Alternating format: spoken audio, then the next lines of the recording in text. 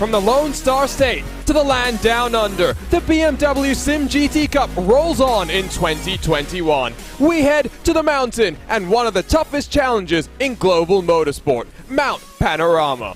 Who will stay out of the walls in a 2-hour sprint to the end, climbing up and plunging down the mountain with 2 tickets to BMW Sim Live and $2,400 on the line and waiting in victory lane? Hello and welcome back to RaceSpotTV and BMW social media for coverage of Season 2 in the BMW SIM GT Cup. My name is Arjuna Kankipati. Delighted you can join me here on RaceSpotTV as we get set to go racing for the 3rd race in August and the 3rd round in Season 2 of 2021. Only 3 more races are left before we get set for BMW Sim Live, and we're expecting a thriller here today. Let's take a look then at the schedule and the road that we've been on so far in Season 2 as we've switched from the BMW M4 GT3 to the M8 GTE, to the M4 GT3. We've gone to Imola for what was a very interesting race. Then it was a trip to the Lone Star State and the Circuit of the Americas. Our final race in August takes us to the land down under and Mount Panorama. Going to be a little bit of a break before we go racing once more in Season 2. We'll head to Circuit Monza and then to the Hockenheim Ring for our season finale. That will be an invitational event.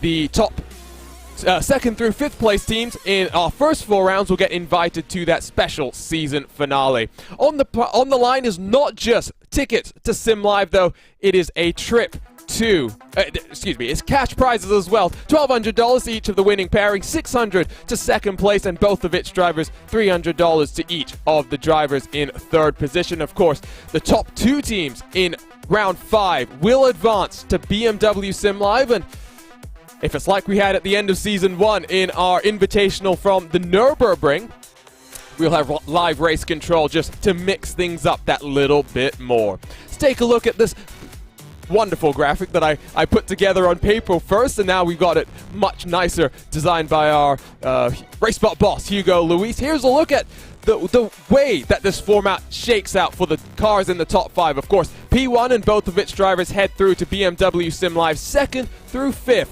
They have to wait till our Season 2 finale and a trip to the Hockenheim Ring and a relatively new track to the iRacing service, one that really does present some interesting challenges for teams and drivers. Now, in terms of who has qualified, it was the Redline and Coanda show over 5 races in the BMW M8. 4 Redline drivers have punched their ticket. They include Jonas Wallmeyer, Gianni Vecchio, Enzo Benito, and Maximilian Benecke. And then you can see the train of Coanda drivers ready to battle with them in BMW Sim Live. Sim Live 2020 champion Joshua Rogers had to wait a little bit. He took multiple pole positions in the BMW M8, of course, not competing in this M4 because, well, he'd just be fighting for those cash prizes. But ultimately, we've had 2 very interesting races. It's not Apex Racing Team. It is Kova and Tuomas Tatila, Pekka Toivonen, who won our opener from Imola. MSI Esport, Alejandro Sanchez, was very impressive at the start of the race at the Circuit of the Americas. Christian Lamela picked up the torch and ran with it to run away with victory. MSI were very, very strong from the Lone Star State. Here's a look at our venue for today. Just over 6 kilometers, 23 turns, public roads. It is Bathurst in New South Wales. We are just 200 kilometers west of Sydney, a couple of hours drive, with lots of elevation changes. You don't get to necessarily experience that here from the track map that we're taking a look at, but we're looking at 174 meters difference between the highest vertical point and the lowest vertical point. Race lap, the fastest was set 2:01.567. That was Shane van Gisbergen, a driver that we saw in action last time from the Lone Star State. Don't think he'll be in action with his team Redline counterparts. Been having a very successful campaign in his V8 supercar campaign for 2021. Would have been a lot more exciting if Scott McLaughlin was alongside to challenge him in the real world. Such a fun track. Up the hill you go, and then down the hill you go. The question really is going to be who can avoid getting into the walls, because that is oh so easy to do here in Mount Panorama. qualifying well and truly underway. And, well, we've got a very strong field for you. The first time in Season 2 we've had multiple splits in this BMW SIM GT Cup. Williams Esports Ben Q will sit on provisional pole. Maximilian Benecke in the 71 Team Redline Red car sits in second. Of course, he's not fighting for any of those tickets to Munich and BMW Sim Live. He is just here for those cash prizes. And of course, Team Redline, one of our BMW Motorsports affiliated teams. Kova, another team with tickets punched to BMW Sim Live. Valtteri Alander this time teams up with Tuomas Tatila in that car. So again, it's an interesting one. Lots of these teams not out here necessarily to play for the tickets. They are here to play for the prize money. We wait then for 2 minutes to wind on down. Williams has been very, very quick over the course of this Season 2 so far. Will they be able to really take the series by its neck and make their way to BMW Sim Live? We saw some issues for them in our opening race and a slightly different tire strategy as well that didn't necessarily work out in their favor. Unfortunately, we won't have a second Williams Esports car. The Razor car, I think, unfortunately withdrew at last minute. Hope that Josh Thompson is feeling better. He was due to pair with Moreno Sorica. Phil Denez, the Zebras, currently in 4th position and counting as they practice what is a very tricky pit entry. I've seen on multiple occasions over races I've commented here at Bathurst. Disasters on pit entry. Team Red Line Green, they steal the pole position away from Alex Arana. Patrick Holtzman has put it on top with a 2:02.207. It is 9 hundredths between Patrick Holtzman and Alex Arana. We have got 60 seconds left in this qualifying. Some other names to watch out for in today's action. We have a second Williams Esports car. That's the Chill Blast that currently lies back in 6th position. You have R8G. Roman Grosjean's outfit has multiple cars. One of them sits in 8th. Logitech Giolta's hometown boys. Carlos Fenalosa qualifying that currently in 9th position.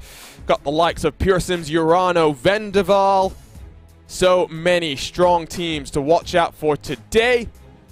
And of course, someone who I think might be fairly quick that I don't know necessarily if they're going to have time to do a qualifying lap. Here they are. It's the Korea Kimchi Power. Had the pleasure of sharing a car with Ji-hook in the past.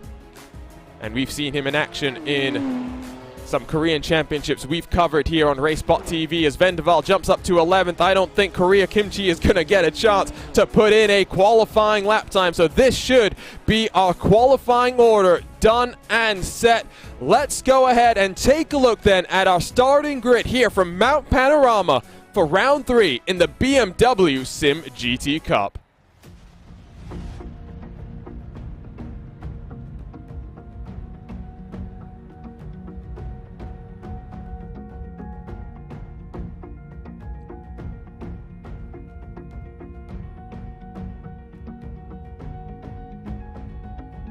And on pole position, it is Patrick Holtzman. He is looking to add to the Team Redline contingent in BMW Sim GT Cup competition, but he'll have Alex Arana and Williams Esports Benku alongside heading to the green flag.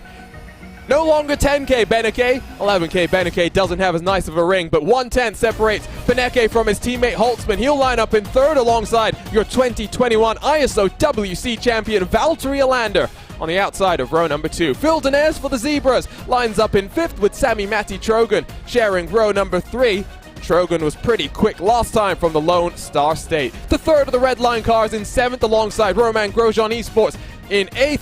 Logitech Giolta's looking to take victory on home soil with a 2nd Zebra completing our top 10 positions. Vendaval and Dakota Fripp switching from the Audi to the BMW after SCO Sprint Masters competition yesterday in 11th with Pure Sims in the 116 lining up in 12th.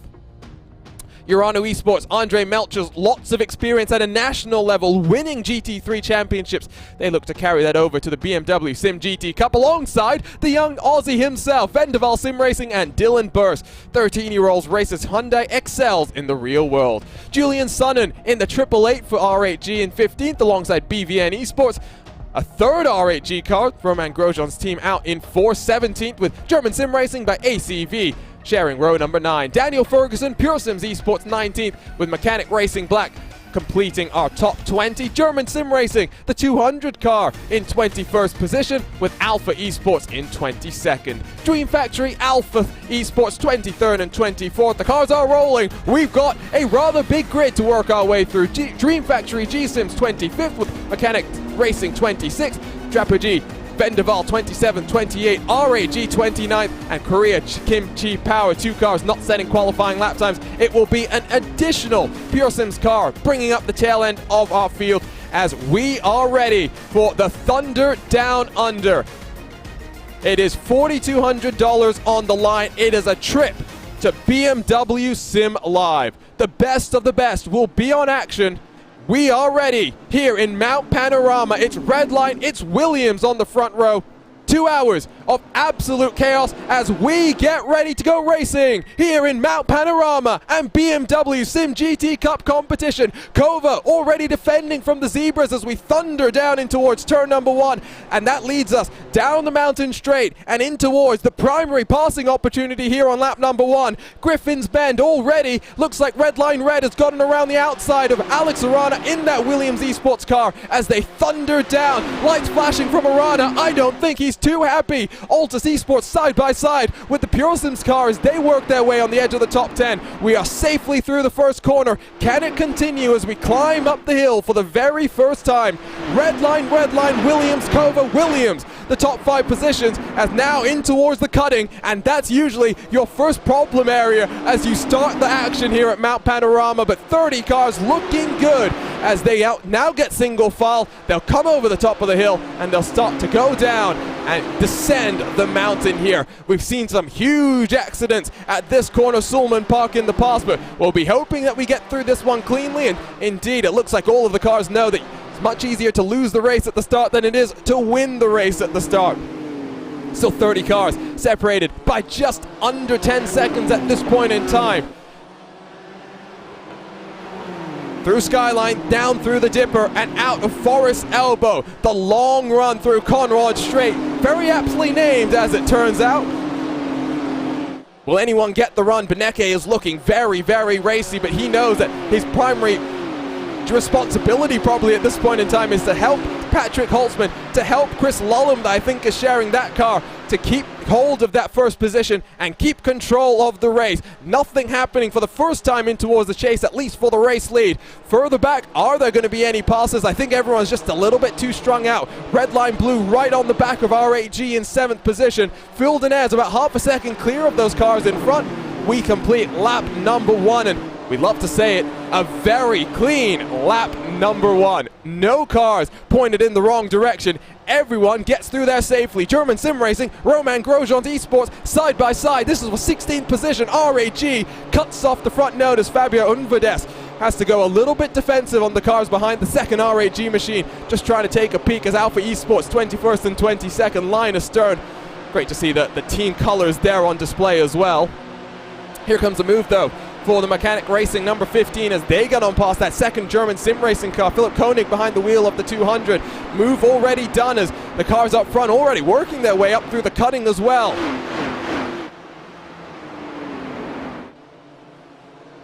Over the top now they will come. This is so much fun. We jump on board with Williams Esports and Alex Arana. He started in 2nd position, got a little bit swarmed on the start. That's what the team coordination just sometimes does. As wide to the wall as you dare for Arana, and now this is where you start that plunge down the hill. Get onto that curb, and now, oh, was that a little bit of a wall tap for Arana on the left-hand side? We will see the cars beating and banging themselves as they get as close as they dare, but Arana down through Skyline, in through the S's. This is so much fun. I love this section of track, just maximum commitment, maximum reward. Top 5 now separated by just under 2 seconds as Arana looks in front and starting to lose the rear end of Beneke very slightly.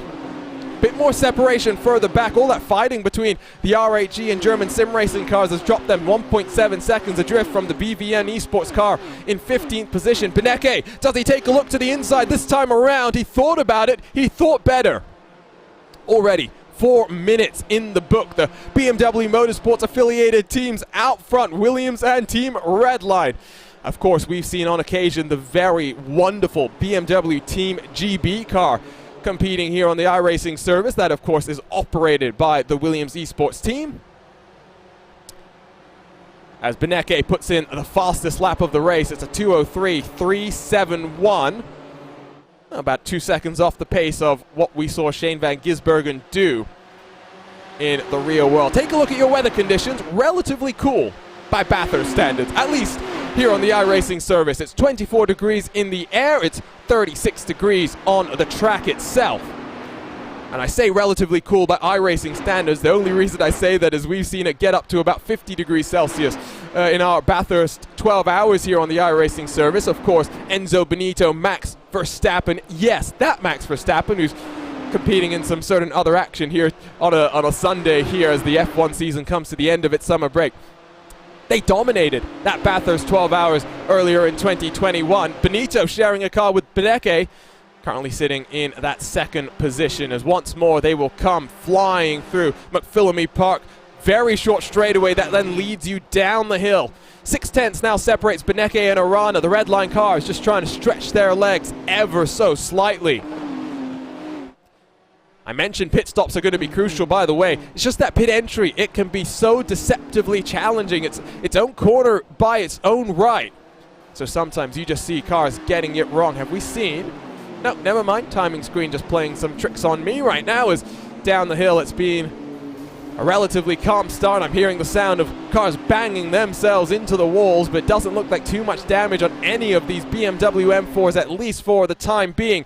There you can see, though, the gap continues to build.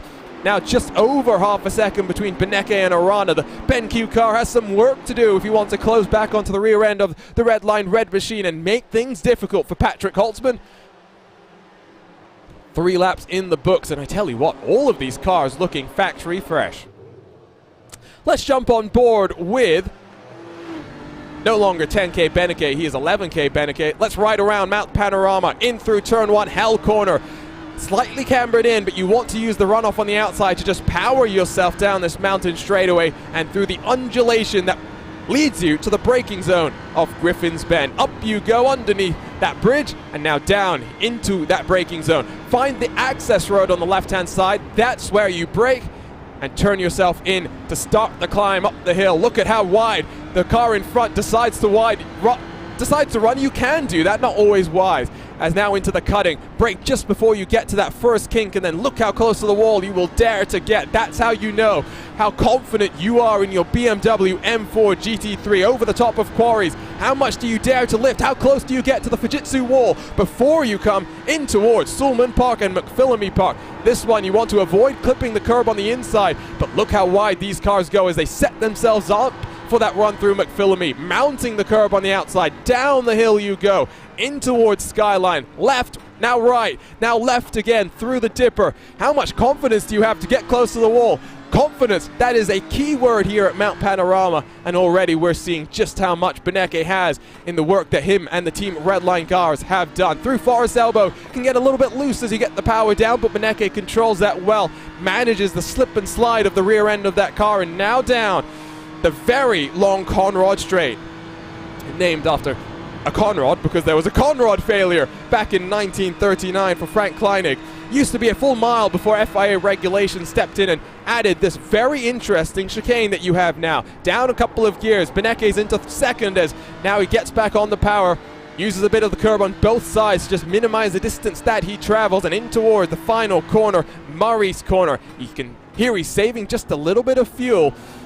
Try and clip as little of that curb on the inside. You don't want to run as wide as we saw Holtzman do in front. A lap around Mount Panorama, 6.2 kilometers, 23 turns. It is sometimes referred to as the blue hell by drivers in the real world. 2 very different challenges. My RaceSpotTV colleague Lewis McClay finds this his favorite track on the schedule as Dylan Burrs, local, gets shoved off the track. I think that was contact with BVN Esports, and Urano takes full advantage. Andre Melchers has now gotten on through, and it's Urano and BVN side by side down in towards Griffin's Bend. Dylan Burst behind is defending from Julian Sutton, who has slipped back into line. There's contact between Barter and Melchers. Over under. Now checks up all of that momentum. They are too wide, too deep, entering into the cutting. Doesn't usually work out, but Burst is going the long way around. Still side by side. He's got a nose in front of Barter right now. Sutton almost splits the difference, makes it 3 wide. Barter is going to get shoved down and now into 16th position. Not usually a typical passing opportunity as Quarry Corner, but guess what? That RAG car was full of confidence, made it work. Just behind them, the second of the RAG cars now having to defend from German sim racing by ACV as they start the plunge once more. It's a bit of a trolley train that is formed behind these cars. 10 minutes done, still plenty of actions left to go. Really do love the look of this RAG machine, but if I'm being honest, I kind of prefer the old RAG car, as it were. Underwent a bit of a brand transformation as Alexander Walters runs himself into the outside wall. The right side will be slightly worse for wear after that little bit of contact. Seeing a question in the YouTube chat, is Arnage competition here? Unfortunately not. We don't see the Arnage competition car by Eau Rouge. Yes, Eau Rouge. Eau Rouge, as here comes German sim racing, trying to go the long way around, but not gonna happen. Walters will close the door off. Now about 1.3 seconds adrift from the cars in front, and 1.3 seconds adrift is Valtteri Alander of Alex Arana. Here comes the pressure from Phil Denez. Denez was robbed of victory from Imola. He wants to turn that around. He wants to punch his ticket to BMW Sim Live. Alander hangs the rear end out, coming through turn number 1. Gives the opportunity for Denez to poke himself out side by side and maybe look to get the pass done in towards Griffin's Bend. He's not that far in front. I think Alander knows he can't afford to fight this one if they want to close the gap to the top 3. Now almost 2 seconds between 3rd and 4th position. Sami Matti Trogan, does he get around the outside? He thought about it, and Valentin Mandanesh in that RAG machine thought about it as well. All of these cars very, very patient, very, very wise, knowing that one mistake could be your last here in New South Wales. You do not want to end this race early, and of course, it's not just cash prizes for the top 3. It's not just a trip to BMW Sim Live, a virtual BMW Sim Live later in 2021. But 2nd through 5th, of course, invited to our finale of Season 2 as we go racing once more in Germany. We'll head to the Hockenheim Ring. Love the sound of the turbo BMW M4 as they come down the hill. Team that's taken delivery of a BMW M4, one of our favorites here at RaceSpotTV. Turner Motorsports also has some M6 GT3s up for sale. If you want to buy those, of course, get the team bank account out. Head on over to Turner Motorsports on social media, and I'm sure they'll accept all reasonable offers.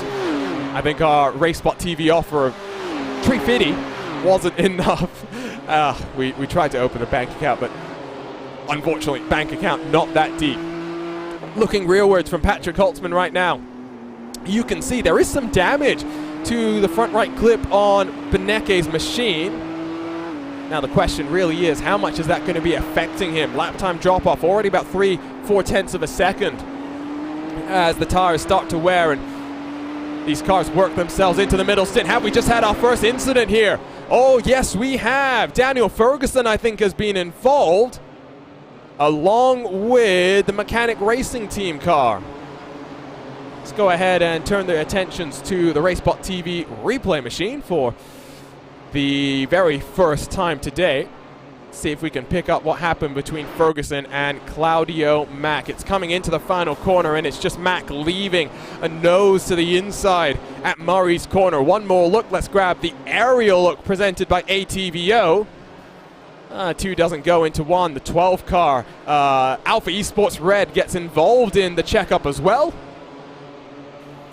And so 2 cars find themselves stricken at the tail end of the running order. Wonderful aerial shot as these cars over the top of the hill now, down through Skyline. They will start that descent. It is such a roller coaster of emotions. Bathurst, tricky to say the very least, but also a track where you know that you make most of the difference. So it's one where I think you really do enjoy the challenge. You relish the opportunity to make something happen.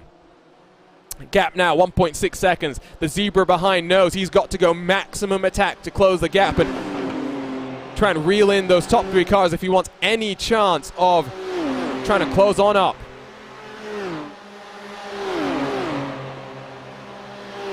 It is a flat-out entry to the chase. It is definitely not a flat-out corner. Alex Arana all over the gearbox of 11K Beneke at this point in time, but he's got a mountain to overcome. A potential undercut strategy might be the way forward. A reminder, 2 hours, 2 different drivers. We will have a driver swap. It often also means we get 4 tire changes as well, because get enough time to switch around the tires when you're doing your driver swap as well.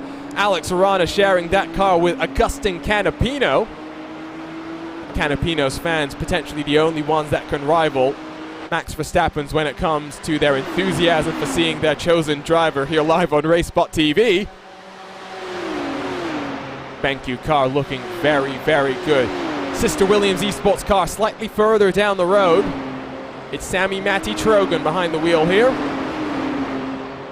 Of course, does compete now with Walkenhorst Motorsports, affiliated with the BMW program, of course. So much contact with the wall, and I'm thinking that's just a little bit of games being played right now. I don't think that's necessarily as significant as the sounds and the crumpling would indicate, because clearly all of these drivers running themselves to the very edge of what's possible. You can see as well, left-hand side of the screen, not too much of a mix-up in the top 5. The 116 of Pure Sims, the biggest mover when it comes to positions, at least for the time being, in the top 10, plus 3 on the day. -2 for the BS competition number 90 car.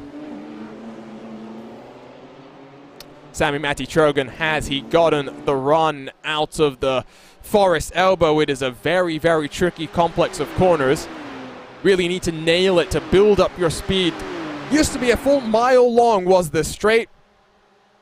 Before in 1987 they added the chase for World Touring Car Competition. FIA requirements, a straight cannot exceed 1,200 meters. So they've added what is now an iconic corner, gravel, waiting to greet you if you get things wrong. We've seen a car dig in and roll over in recent years, just making that very slight mistake, as through the final corner, Trogan just still a little bit too far behind, but all over the rear end of the 2021 ISO WC champion. Alander is very competitive when it comes to open wheel competition. He is still getting to grips with GT3 cars and the difference between tin tops and open wheel cars. Still think he's a bit too far behind his Trogan to try and sling a move down the inside, but urgency will be increasing. He's 1.3 seconds now adrift of Phil Denez in front, who is trying to close that gap. Trogan gets to the inside, gets on through. Alander is not really fighting this one too hard, but over under, it will open the door for the RAG machine, who slings it down the inside as we enter into the cutting. Now it's just Luke Bennett that waits in that Team Redline blue car, waiting to take advantage, at least for the time being. The Redline blue car is going to have to wait as we jump on board with Luke Bennett sitting in 8th position as things stand 1 down from where he started.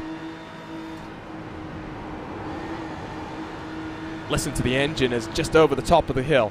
Slight breathe of the throttle. In fact, not even fully out of the gas as he enters in towards Skyline. Down to 4th, down to 3rd, down to 2nd as he checks up behind Alander in that Kova Esports machine. Oh, he gets very close to the inside, uses all of that dip and then some down this descent. Oh, and that is it was definitely a clip, but the iRacing gods have spoken, and well, his front bonnet decides to magically uncrinkle itself. And Luke Bennett continues on trucking. Just 1/10 between first and second, a further 2/10 back to Alex Arana. Those 3 cars separated by just half a second at this point in time. Denez has started to be dropped. He was marginally slower, marginally being 1/100th of a second slower the last time around, but now 1.7 seconds behind. Denez out of draft. Lots of work for him to do, as I've seen the Williams Esports guys jumping into the YouTube chat. Hello, Dominic. Hello, Sam. Alex being very, very patient right now, as you see on board with the BenQ machine.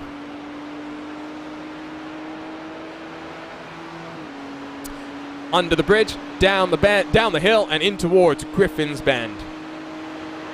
Griffin's Bend named after the mayor that helped bring Bathurst to existence, helped rustle up the funding needed to create Mount Panorama Scenic Drive, opened in 1938. Can you imagine? Almost 100 years of heritage here in Mount Panorama. It is such a fun track as BS Competition, Urano Esports, they're squabbling as Dakota Fripp has had some sort of an issue. He's been bundled down to the 13th position. Saw Dakota in action yesterday in Sports Car Open Sprint Masters Racing. Get a great shot of the trees there. As here we go. That big red machine, that was the one that was robbed of victory at Imola. There was lap traffic that played a factor. And the question really is, at a track like this, will lap traffic be a contender once more? Already 30 seconds separates Team Redline Green from the Mechanic Racing car in 30th. But have to wait and see if these cars make it to the end. There is lots and lots of contact here. It's always tricky. You hear it. You don't necessarily know it's a thing until you then see the crumples on the cars, but you're hearing lots and lots of contact. Dakota Fripp's car, the Vendaval Pink, looks okay, but Julian Sonnen might try and get a move done. Will he sling it down the inside? He thought about it.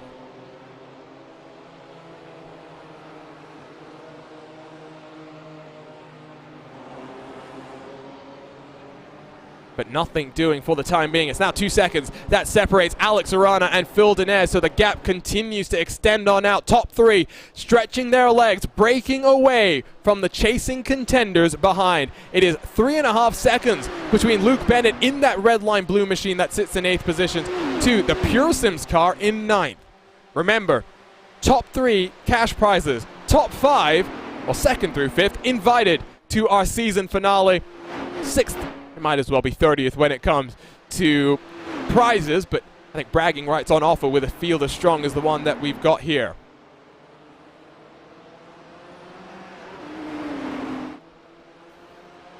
Do love the look of some of these liveries. I must say the designers we have on the iRacing service, some of the best, not just in sim racing of course, but across the fields that I've seen. Red line, such a distinctive livery. Of course, you've got the red line down the middle of the car.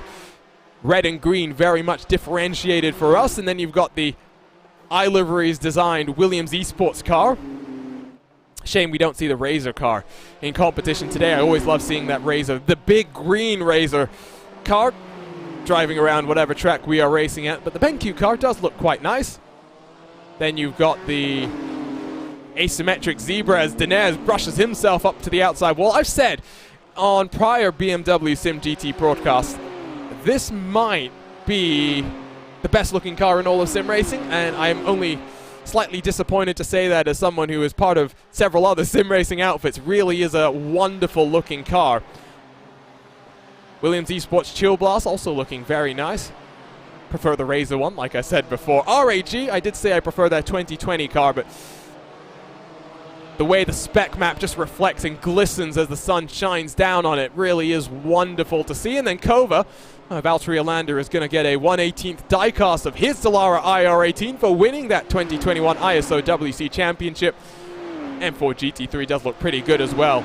David Gibbons, if you're watching, congratulations. You've done a great job with this car. The hometown boys, well, apparently their livery hasn't showed up as expected, but Logitech G-Altus do always have a very tastefully designed car. Not sure exactly why it's not showing up correctly, but Carlos Fenalosa behind the wheel has set his sights forward on Alexander Davidson, who was one of our big movers in the early stages, but I think right now just content to ride around as things are, knowing if these guys can close the gap 4 seconds up to the red line blue machine in front. Still plenty on the table for Altus Esports. Samuel Aurora jumps into the YouTube chat to say Altus supporting a certain French football team that has signed the who's who in football over this past summer.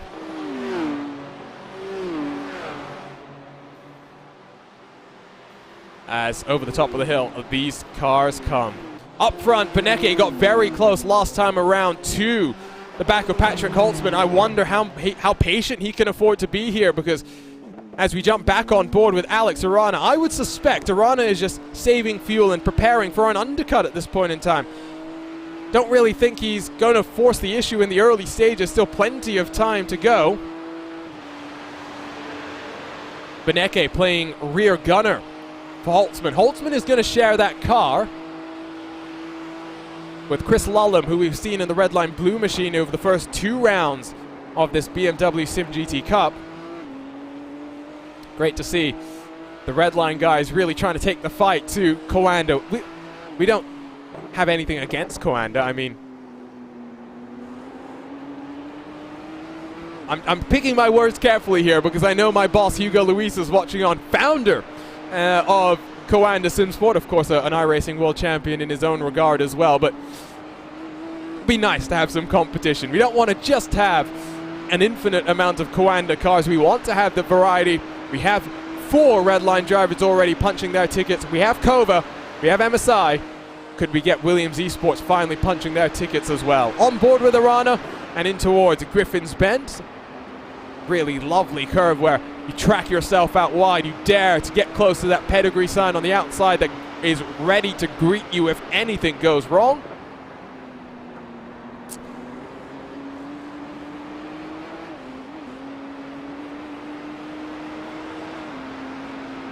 Some say that the BMW car doesn't necessarily sound great, but the way that modern motorsports is going, you roll with the trends as Arana gets himself acquainted with the wall. I do think it doesn't sound that bad and definitely has its own regard. Delighted to be joined now by RaceSpot's Sommel Aurora. Sommel, it's been an interesting opening 26 minutes or so as the top 3 have broken away from the leading pack, but ultimately, it's an interesting one. Beneke and Benito, they're just here for some fun. They're just here for cash prizes. It's really Holtzman versus Arana that we need to keep our eyes on. Exactly, and Arana might be wondering, well, Beneke, if you're not even here for a qualification ticket right now, why are you holding me so badly right now? But for Arana, I think it's all pretty clear, right? As you rightly mentioned, Arjuna, it's more about the long game, more about how you can work things out with strategy. And if anything, Beneke is also doing the right thing. He's not pressurizing Holtzman. He's not going side by side consistently. That will just lose them time. And this is a good example of why we call him 11K Beneke, just that smartness in the way he's driving right now. I think we need a new nickname for him though, Sommel, because 11K Beneke, it just doesn't have the same ring as 10K Beneke, if I'm being honest. I mean, I'm sure we can come up with something. We've got plenty of time, 93 minutes or so to do so, but I'm sure we can come up with something for the World Championship Series coming up shortly. Yeah, exactly. Got to think of something. Yeah? I think we'll have plenty of time, considering how well he's driving, considering how much of the focus has been on him so far. There'll be enough time to think about Beneke, because right now, both those red line cars asserting dominance. But over on Williams, right? Normally when you've got 2 cars running together at such a high position, they tend to run away, but you can see how much pace Williams and Alex Arana have got right now. It's quite clear this battle held up on choice. It's not because these guys have reached their top level of pace right now. I think so. I think, again, this is just the long game, right? Knowing that it's much easier to bin it at Bathurst than it is to be the hero. As you can see, there's some lap traffic now in front of Phil Denez in that BS competition car. That is Vendaval Sim Racing and Matthew Stagg, who had to make a trip down onto pit road. Spent about 10 seconds in the box. Not exactly sure what happened there. Potentially taking the fast repair that is on offer in today's competition. We have seen that being used in the first 2 rounds of this BMW SIM GT Cup for some of these major competitors, and maybe something that lets these cars be a little bit more aggressive with the walls. They know that they'll get one free opportunity to get a factory fresh BMW M4 heading into that pit stop cycle in the middle of the race, but you don't really want to take full advantage of that, because it's very easy to knock down the wall here to get yourself some steering damage, and then you're driving around for the remainder of your stint with a car that's not pointed in the right direction. You're so spot on with that, Arjuna. And even with the fast repair, right? You may say that you have one in the bag, but it's like having an amazing, delicious a box of chocolates in your fridge, right? You have it, but do you want to consume it right now? I don't think so, right? You want to keep it for later on when you really feel that heavy urge for it, because later on it might be done. You might not be able to use it at all. That's the case with the fast repair. One touch, gone. And the thing is, at Bathurst, that one touch is never too far off. So if you take your fast repair, say for instance right now, for the next hour and a half of the race, you're gone and you've got nothing, and you've still got to contend with the same challenge. It's not like these walls become wider after you've taken your fast repair. So really, it's very strategic, and you can't bank on that fast repair big time. Would be nice. I'm sure Shane Van Gisbergen has other responsibilities. It would have been nice to see him out there with his red line counterparts and competing today, because he is quick. He is quick, not just in the real world, but here on the sim as well. So I've really enjoyed watching Redline. You know, they've got the likes of Verstappen, they've got Van Gisbergen, Lorenzo Colombo with a Formula 3 performance over the weekend to make his teammates very proud of him. It's great to see this increasing blurring of the lines between real and virtual motorsports, and that's what BMW and BMW Motorsports is all about. Outstanding, genuinely is. And the fact that we get to see this M4 GT3 car in the sim before it gets to real life is a perfect example of that. Now, I'm very intrigued to see what this car will be like in the real world, but the fact that we get to drive it, Arjuna, the fact that we get to race it at such a competitive level like the BMW SIM GT Cup is a thing in itself. And I love how committed the BMW team are with this, because firstly, it's a big risk, right? You let one of your biggest GT3 cars ever come up and start off in the sim before going to the real world. That's a big piece of risk that they've taken right now. Samuel. Much like Redline, yeah. Yeah, this is the swap. I did not expect it. Beneke around the outside, down the Conrad straight. I think Holtzman just not getting the best run out of the Forest elbow. It now opens the attack for Alex Arana to take away second and take away tickets to BMW Sim Live. These cars 2.6 seconds adrift from the Zebras, so I think they can afford to scrap things out right now. Can Beneke start to build the advantage? Already 4/10 clear. This will be a lot of fun. Now, we knew that Beneke had some pace in the background. We knew he was holding on to a little bit. I think this is a clear move by Beneke right now. He needs to stretch out a little bit, but can you? For right now, you need the green car also to get a good result. You can't afford both of them to be passed by the Williams car of Arana right there. If you get one pass, all of a sudden the momentum is with you, and they've got to keep that Williams car behind at all costs right now. The Mechanic Racing number 15 that we saw getting mixed up, I think, with Daniel Ferguson in the Pure Sims machine. Oh, no, never mind. It's the second of the Mechanic Racing cars has had to reset itself back to pit road. I think we're going to go take a look at a RaceSpotTV replay here, because might have been an issue further down the running order.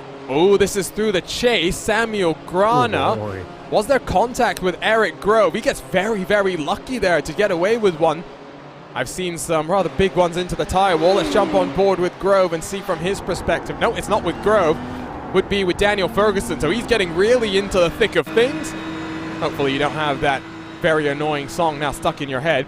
Just take a look here, deep under the brakes, and yeah, there's the slightest of contacts. Ferguson really in the wars in that 117 car, but at least very respectfully gives that position back to, or lets the Dream Factory car hold on to the position even after what I'm sure was rather significant slowdown penalty. Down the Conrad straight, these cars work half a second. The gap that Beneke built over the top of the hill, but with that draft, Holtzman has worked himself right back to the rear wing. Arana is getting closer and closer as these laps tick on by. Indeed, he is, and you can see the urgency from Alex Arana right now. We shall see what decision they take eventually, Arjuna, because I think early on we were discussing about the potential of them perhaps making that move in the long run, maybe trying with the undercut. Redline knows that as well. So how do you surprise them? How do you get the edge on them? And perhaps, is it the best thing in the world to maybe even lead at this stage? Because remember, at some points, it can become very hard to sustain the pressure coming from behind. So it might just be easier to stay in P2 and attack at that moment. Oh, that's a Vendaval car spun through Murray's. Finds a bit of clean air and gets himself pointed back around. This is Dakota Fripp, who will now drop to 20th spot. the way that car went, I assume there was contact, as Fripp's now going to get passed by the German sim racing machine down the inside into turn number 1. And now as well, here comes Jordi Clara in a second of the Dream Factory cars. Looks like some damage on the front of Fripp's machine, but he'll close the door, he'll squeeze Clara all the way to the inside of the track and almost into the grass, but Fripp at least says, not for now, I'm holding on to 21st position. Back we go to the RaceSpotTV replay machine. Let's see what happened to that number 4 Vendaval pink car. Believe that is the BVN car of Hugh Barter right behind. He throws it to the inside. Fripp doesn't leave him much space, to be completely honest there. A reactionary move back down to the inside to really squeeze the run of that BVN machine, and I don't necessarily blame Hugh Barter for that contact there, Sommel. Yeah, no, it was good by Hugh. I mean, we constantly saw that Hugh was committed to that corner, and it's not just like it was a late send, right? It was premeditated. It was there from a long shot. So I think more on the Vendaval car, perhaps, just maybe leaving a little bit more space when you know it's going to come. Again, it was maybe an intention of Dakota to try and squeeze him out, maybe scare them off from that making that move. But eventually, when two drivers are unwilling to back down, this is what happens. Cojones. I think sometimes that's what you need, just to force yourself there, and I think Barter was having none of it, and Fripp tried, but didn't work out. Gap is building up between Beneke and Holtzman. Beneke has been released, has done the fuel saving that maybe he wanted to do. The question is, what does Arana do? As there comes the fastest lap, powered by ATVO. It's a 2:03.228. It's 1/10 faster than Patrick Holtzman in the draft. And considering how things are right now, considering how tight this field is, even a 10th is a big deal, right? These drivers are so well matched up. Even if you can get that little bit extra on them, it prevents you from being attacked. So right now, of course, we know for a fact that Beneke wouldn't be attacked that hard by Patrick Holtzman, of course. It's a given, right? They're both teammates. But what if Arana comes around? At this stage, you've got to be clocking in those faster lap times to avoid the potential of Arana being closer. But then again, at the same time, Arana would be banking on a really good undercut stint of maybe using that clean air to their advantage. But again, if you just build up your gap before the pit stop cycle happens, you can make it a bit harder for Arana, and that's what Redline are doing right now. Question, is this a fixed race? No, it is not. It is an open setup competition, and especially at a track like Bathurst, that brings its own set of challenges. How much do you want to trim out? How much straight line speed do you need to have? How much are you going to compromise yourself over the top of the mountain? Now, in terms of straight line speed, we're seeing almost 300 kilometers an hour from these cars as we jump on board with Patrick Holtzman as he comes down this Conrad straight. See what the speed's going to be for him. It's 250 and climbing, not necessarily going to get all the way to 300, at least in this race, but 270, 280 seems about right. Yeah, it's crazy. I don't even know the exact number, but they're just flying past that sector constantly. And isn't it a bit crazy? In the middle sector, they're just going past basically what is Macau on a hill, in a way, and then straight back down on a long straight, Arjuna, consistently flying past those corners. And when they come to the chase, my word, you take a second or two to just calm your mind down at the backstretch, but immediately attacked by such a hard right kink, and then that tricky corner that tightens in. Bathurst, really an outstanding driver's challenge. So the question for you, Sommel. Nordschleife or Bathurst? It's it's a really good one. Kevin Escher was asked the same question. He said it's a mix, right? Bathurst is basically Nordschleife and Macau mixed into one. But I kind of get it, and you want the best of both worlds. So I think I'm going to go Bathurst. But again, at the same time, I just for the life of me can't take the dipper. So I would have to go Nordschleife just because I can drive on it. Boo. Well, yes, but boo. I know what you're saying, but Nordschleife is OP, at least in my opinion. It is, really is. If anyone from BMW is watching, let's go there for our Sim Live event to close off the year. I've also suggested we should have all three of the BMW cars on the iRacing service used in the finale. Let's do it reverse order. Let's start in the GTE, let's go to the GT3, let's finish in the GT4. I mean, what fun that was. You were talking about what Kevin Escher said. One of my favorite quotes. Estra compares this place to Macau and Nordschleife put together. Alexander Prema, who of course shared V8 supercars with Shane Van Gisbergen. We've talked a lot about Van Gisbergen. They won, well, he's sharing right now. He won in 2019 the Bathurst 1000 with Scott McLaughlin for the DGR Team Penske. He compared this track as a mix of the Nordschleife, Road Atlanta, and Laguna Seca. But Road Atlanta in which sense? Maybe the double left-handers, perhaps? That's it? No. Well, Road Atlanta is very unforgiving in its own right. I mean, that's true. You've got grass everywhere. I mean, and that's one of the things here. Where there's not a wall, there is grass ready to greet you. I mean, you make a mistake, you put one tire onto the grass in a braking zone, you find yourself spat into the wall, you find yourself spun around, find yourself having all sorts of issues. So, it's a very fun corner, a very fun track. Mauro Engel described it as the blue hell, so plenty of drivers have had their take on this one. We're just commentators at the end of the day. We'd love to get out there and drive these tracks in the real world, but it's only so much that we can do. Phil Denez has dropped 2.7 seconds behind Alex Arana, so that zebra has really just not been able to close after getting on past the Kova car and then building up that advantage. Sami Matti Trogan 1.9 seconds behind them with Valentin Mandanek in that RAG number 18, hot on their heels. Redline Blue, by the way, did get on past Kova, but now have some work to do to close back to Mandanek and to Trogan. Of course, that 5th spot gives our final invitation to our season finale at the... Sorry, I was just laughing at some of our YouTube comments. Keep them coming. We very much are paying attention to you guys. It's always great to interact with you because I heard there's a slight delay in some real-world racing going on here today from a certain track in the Belgian forest. It's one of these track summals where fuel saving is not necessarily important, and from the racing sense, not that important either, because it's pretty easy in a GT3 car to go a full hour. But what it does do is it opens up some possibilities. It maybe says, okay, you can take a slightly shorter fuel stop. Maybe also says you can try and undercut, you can try and overcut, whatever the case may be. Plenty of opportunity to do something different on strategy. Definitely is, Arjuna. Now that you talk about fuel saving at Bathurst, it's all pretty much a heaven for fuel saving in a way. So how do you fuel save? Quite simply, lifting and coasting. You can do that at corners. Well, corners that are fast, right? You can just lift out a little bit, not lose a bit too much time, or maybe heading into the slow ones, just lift out easily while coming into them. That sort of stuff can be done easily at Bathurst, especially in the second sector. We've got downhill descending corners where a little bit of lifting and coasting won't do you a lot of harm. And with that, basically, you don't need to lift and coast particularly because, of course, as you mentioned, the fuel numbers and strategy numbers would be okay. But what it does is, again, opens up options. What if you fuel save over the course of that 1 hour? It does save you a ton of time on your pit stop window. But at the end of the day, it's all about how much you save, right? Because you can lose a ton of time doing that lifting and coasting. Is it lesser than the time you save basically in the pit lane is the major question to ask right now. You've really got to balance it quite well. Murray's has another victim.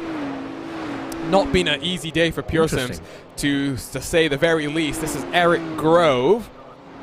I am guessing, very likely, there was more contact here. Oh, no. We'll get the replay in just a second, but I was saying you get a tire onto the grass and it spits you around. Guess what's just happened? It's almost like I'm psychic. There you go. Just the slightest brush onto the grass on the right-hand side, and Eric Grove goes for a spin. The Korea Kimchi Power gets on through. His Pure Sim sister car gets on through, and Eric Grove will now be behind the 13 for Drapagy Sim Sports and Hayata Asaga.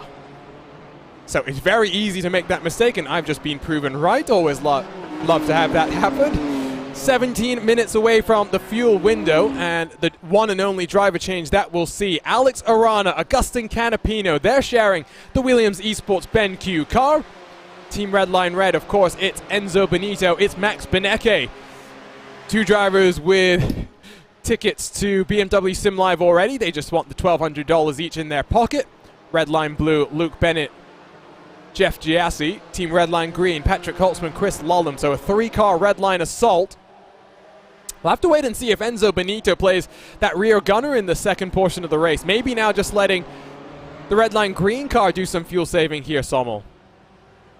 Yeah, exactly. I suppose that was what the intention really is with this move. Because normally, why else would you swap, right? There's no reason for that. You're comfortable, you're doing fine, you're not being pressurized by Williams.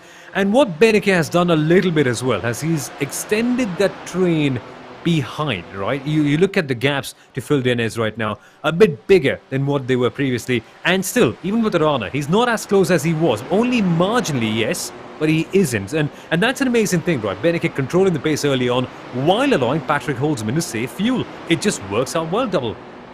There's some action going on. This is the two PSG-coloured cars. It's Altus and Urano, who opens the door for Dylan Burst to sling it around the outside. The young 13-year-old that races in the real world tried it, but doesn't make it stick. Julian Sunnan now, does he do it? No, he doesn't. He doesn't commit to the inside of the cutting. I think that battle was kind of preceded, I should say, by an issue for the second of our BS competition cars. So once more, we will take a look at a replay here. And BS competition getting it slightly wrong, being very aggressive, diving to the inside. I would think that's on the Altus car of Carlos Fenalosa. Fenalosa says, okay, I'll go over under, but then some slight bumper cars between the two of them checks up the momentum of Fenalosa in front, and that's why I should say we saw side by side. Oh man, this is relentless. You make one error and you get squeezed out. That's what it was, a BS competition. But I love this, right? I love how intense they're being in the middle of their stints. Normally, Arjuna, people would just calm down, focus more on your fuel saving, more on your fuel numbers. But them, they are absolutely going for it. And isn't that what we love to see in the middle of a stint? That's what we want. I mean, again, these drivers only have about 15 minutes before they'll get out of the cars and watch on from the sidelines. So might as well get in on the fun when you can. And I guess the big red machine has some work to do. We rejoin the live pictures as Carlos Fenalosa has lost the place to Dylan Burst just in front, and now under pressure from Julian Sunnan in that R8G car. We've seen Sunnan being a part of the R8G juniors, as they call themselves, some of the hottest French youngsters. I was trying to find the right words there. Hottest French young talent in sim racing, and I'm sure Romain Grosjean is really enjoying watching his outfit. He is very much involved with the team. It's not just a team that bears his name. He is very much hands-on and always part of the action. As here comes Sunnan to the inside of Fenalosa. Side by side, they enter the corner. Will Fenalosa decide to defend this? No, he says, go on through. We need to catch those cars in front. This is smart. This is knowing what the long race situation is. And all it takes is one big incident here, Sommel. A track blocker up through the mountain. You could find yourself going from 10th to 2nd.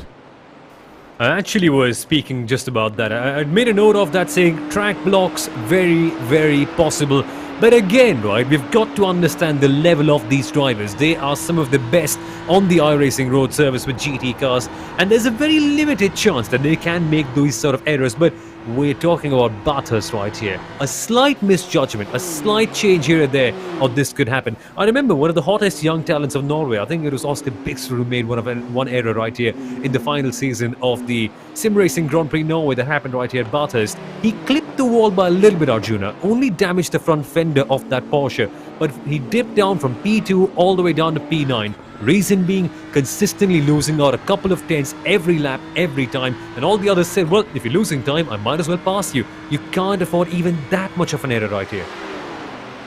Was it, what was it in 2005? Now I'm, not 2005, 2015, I'm trying to remember. Chaz Mostert, that's who it was. He had a huge crash through the dipper. I mean, he was really sending it during qualifying. Go fast time as Alex Arana punches in the fastest lap. This time it's a 2:03.105.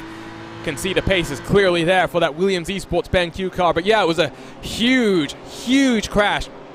Just clipped the inside, I think, through the dipper. That spat him out then towards the walls, proceeding in towards the forest elbow. He had huge damage. The car just slid down the mountain until it finally came to a rest. Yeah. Car had to withdraw, not just because the car was so badly beaten, but there was damage, injuries to Chaz Mostert as well, season-ending injuries, unfortunately for him. So really is a track where, especially during qualifying, where that pressure is on, go fast time as I like to call it. You push the limits, you find out how unrelenting, how unforgiving the mountain will be. The mountain sometimes picks its winners, not always up to the driver. been some huge crashes in GT3 racing across this track as well. But we must say, Sommel, while we're talking about V8 supercar competition, before we get to that, oh, that's the track blocker! That's the track blocker! It's down the order. Korea Kimchi Power has nowhere to go as German sim racing stricken on the entry in towards the cutting. There we are then, the one we were talking about so vividly. And that track block has happened. German sim racing, I think it's clear, Arjuna. Maybe making an error on the exit of that corner, perhaps lighting up the tyres. You normally don't do that at turn number 2, but again, let's take a quick look at what's happened right now. And I feel there has to be some assistance. I think you're right. Dakota Fripp sends it to the inside. There's not going to be assistance. He's just going to be shoved off wide. Oh, no, never mind. You're right. There was some assistance. That was Jordi Clara in the second of the Dream Factory cars. Let's go ahead and take a look at what happened there if we can. Just get spun around and now jump on board if we can. We'll have to go back and take a look at there. Oh, just no time to react. And you pick a direction. It's almost like oval racing. You pick a direction and hope things go right. This is on board with Young Chan Kim. And indeed, there you go. Thought he was going to pop back out. So tried to come to the right-hand side of the track, realized the car wasn't rebounding, brakes very much on hold by the German sim racing car, and Philip Koenig goes for the ride of his life. The Korea Kimchi Power at least holds on to its machine. Great to see Young Chan, by the way, in action. We're talking about that Korea Kimchi car. I won Endurance, a 24-hour race, an iRacing special event with Young Chan. Feels like a long time ago when I was actually behind the wheel of one of these cars rather than talking about them. I do enjoy a good old Bathurst race, though. Hopefully, we won't see what I did in a Bathurst race, Sommel, which was, well, what can I say? Leading the race, final pit stop, forgot to come down onto pit road. Brilliant. Oh, how? How do you make an error? It was clearly my teammate's fault. He forgot to call me in. Clearly my teammate's fault. well, you end up enjoying Bathurst a bit too much, right? When you're in the flow, you forget about everything. You forget about who's calling you on your phone. You forget about pit stops, strategy, or even if you're just really sweaty. This circuit just invites you to go faster, doesn't it? When you're in the flow of it, it really is fun. But that's the thing, Arjuna. Tunnel vision, when you really get into the rhythm, even a slight lapse in concentration or something here and there can break things up. And the best part right here is when you're driving properly, when you're driving with the full flow, a slight change in your racing lines, perhaps in the second sector, boom, there's a track blocker. There's not just you, but 12 other cars that's wrecked off in the race. Yeah, absolutely. And to get back to the point that I was making before we had the little bit of a contact between Dream Factory and the German sim racing car. Great to have V8 supercar action back on the iRacing service as they kicked off their Pro Series competition last week. It was a family affair in the sim racers portion of things. Coanda's Dane Warren taking the victory, but his brother Ethan Warren taking a second place. It's what you love to see, Sommel. The even more impressive thing is those two are driving from literally across the same room from each other. I say across the same room. It's not a big room, so they're literally side by side. Wait, you mean there's another? I completely wasn't aware of that. Wow, we talk about having one Warren in the team. If that wasn't enough, there you have another one, and he's just as quick. And that is frightening. The funnest thing, at least when you think about it from this perspective, Sommel, is they're not racing for the same outfit. So Dane Warren competing for Walkinshaw Andretti United, of course a very big team in V8 supercar racing. His brother competes with Tickford Racing. They're rivals. It would be like driving for, you know, in today's terms, I guess Mercedes and Red Bull. And I wonder if there's a temptation just to look backwards, just maybe turn the head around and see what the other's doing at times to get a good idea of how they prepare, how they work. But I need to wonder, is there some sort of talent factory in Australia right now? They just seem to be producing some really mercurial drivers. Rogers, Warren, now Warren's brother in as well. Who's next? I'm surely I'm missing a couple because there really have been quite a few good ones coming from there. Paul Albert. Yeah, you've got the Altus guys. That's what I was going to say. Dylan Burse for Vendaval as well. True. Yeah. So, I don't know. Clearly there's something in the water. What they just need is to fix physics. They need to fix the speed of light so that they can race with relatively little ping. Of course, we saw Josh Rogers relocate from the land down under to the Coanda team house in Germany. I'm sure partially not all related to the fact that he wanted to have slightly better latency to his competitors when he's racing in those World Championship ranks, but also potentially just the team house. It's such a wonderful concept. It's an esports concept as Beneke takes the fastest lap back at 2:03.101. The top three trading lap times back and forth 6 minutes ago till the pit stop window opens. And you can take a look at how much it has affected the gap. Take a look at how much Alex Arana has dropped back by. A second there or thereabouts. And it's come back again. Oh, meanwhile... This is the Alpha Esports red car. Matt Karuna. No. Oh, I'd have to think there's contact there. There's no way there wasn't contact there. Well, normally if you're going around there, if you cut the lawn by yourself, you can go straight. Turning around is a bit hard. And there's why. That's Dakota Fripp on his own comeback drive. Let's jump on board with the Vendaval Sim Racing car. Just pokes his nose to the inside, shows the nose, and, well, Dakota's having a rather rough race, if we can say that here, Sommel. It's Bathurst. Stuff like that happens. Things can get a little bit messy at times. It's all about putting your head down later on and recognizing where you were wrong, where you weren't. And that is going to be something, right? There have been a few incidents, and let's be honest, there will be a few more incidents. It's Bathurst at the end of the day. It's a circuit that invites stuff like that. And talk about having a beautiful shot, Arjuna. That right there, the scene that we just saw, cars going down the dipper, it still baffles me how every single lap these guys are constantly lapping in, and someone like Beneke is just going out there and clocking in fastest lap after fastest lap. It is remarkable how challenging of a circuit it really is, and I know sometimes it may sound like an exaggeration, but just drive there. It's just madness. It's a great thing about iRacing, right? Anyone can boot up a session, get into their car of choice, and have some fun. Experience the thrill. The cars may not be real, but as Jimmy Broadbent once said, the racing is still real. The friendships that you make are very much real, of course. And an emotional send-off for Zach Campbell and the Apex Racing team yesterday in that SCO Sprint Masters finale. His final race for the Apex Racing team after 2.5 years of competition. Had his team manager join in as well to give a bit of a send-off.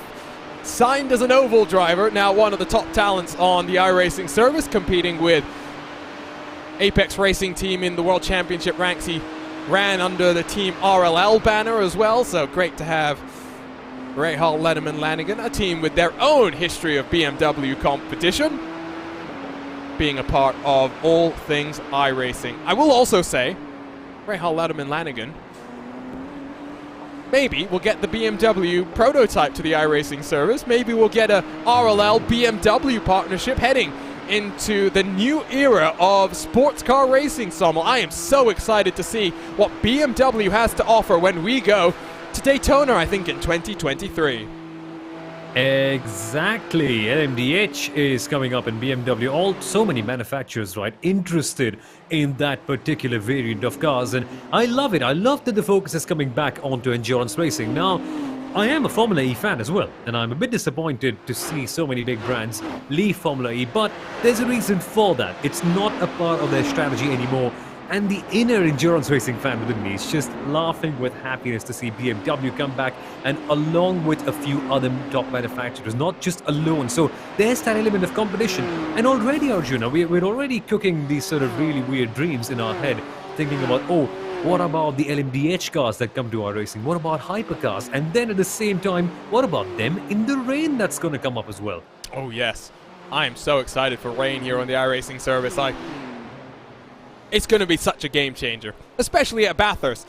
You can just imagine you've gone from the perfection that we see from these guys that hit their marks lap after lap after lap. Now, that ever-changing weather dynamic is just going to make it that much more tricky, as this is R8G and Valentin Mandanek right on the back of Sami Matti Trogan. They've closed the gap to Phil Dinez in front, but they are now almost 7 seconds behind the race leader. So very much fighting for 4th and 5th, those final spots and those final invites to BMW Sim GT finale from the Hockenheim Ring. Hockenheim, such a great track. Great to have that on the iRacing service. Will be added to the European roster in terms of Grade 1 tracks. We had Red Bull Ring, recently added as well. Hungaroring going to be one that is added shortly. That was the track that we had revealed as well with some very beautiful teaser images. Cannot wait to get that onto the iRacing service. That's going to be fun for these GT3 cars. Honestly, and I don't get why people don't like the Hungaroring, as we see, of course, RNG Esports trailed by everyone else behind them, but it's an amazingly technical circuit, that one. Just because Formula 1 a couple of times a few years ago didn't have a really good race over there, many people say, Hungaroring, boring, dull, slow, tight. This year we saw what it can do. Of course, conditions helped, but genuinely, at that circuit, you've got to be so smart with passing. And at the end of the day, Arjuna, I think we overestimate the race fun. Just people and drivers that can follow each other quite well and make the competition intense. Much like what we're seeing right now, right? You just need that intrigue in the air about, okay, can X driver make out something special in the coming few minutes or coming few hours? That is what we need, and right now we get that with Alex Arana. I think you're right as well about it. The passing difficulty at Hungaroring is sometimes wildly understated because it's such a narrow track. I mean, going too wide at times is really just not possible. Almost halfway through the race, I was kind of expecting someone to dive onto pit road. Arana elects not to. I would suspect that's partially because he doesn't want to feed out into lap traffic, but you know who has come down? It is Phil Denez. He's followed in by Sammy Matty Trogan. The pit stop window is open. As fastest lap, now it's Patrick Holtzman, a 2:03.034. I mean, they had to, right? They had to take that jump early on. They weren't able to make anything work out right now. Perhaps trying for something special in the clean air. You've got to do that jump. When you can't pass them directly on the circuit, maybe try something different. Maybe try going first. And you saw that fast repair in action. Magically damage fixed on the front of that Zebra. It will be Denez to hand that over to Rainer Talvar. Kind of wondering if we'd see the new recruit to BS competition, Kenny Rooston, who was very impressive for Valkyrie Esports from Imola, jump in, but no, it'll be Talvar. Dominic Stabe takes over from Sammy Matty Trogan. We, of course, saw Dominic in the YouTube chat slightly earlier, so said he wasn't too happy about racing on Sunday when there's other real-world motorsports going on, but he's got the call. He's going to be driving that Williams Esports Chill Blast car. Michael Evdoka gets behind the wheel of the 116 Pure Sims car, taking over from Alexander Davidson. Switch around for one of the R8G cars. Colin Karazani jumps behind the 8 with David Baker now behind the 116 for Pure Sims. 117 for Pure Sims, I should say.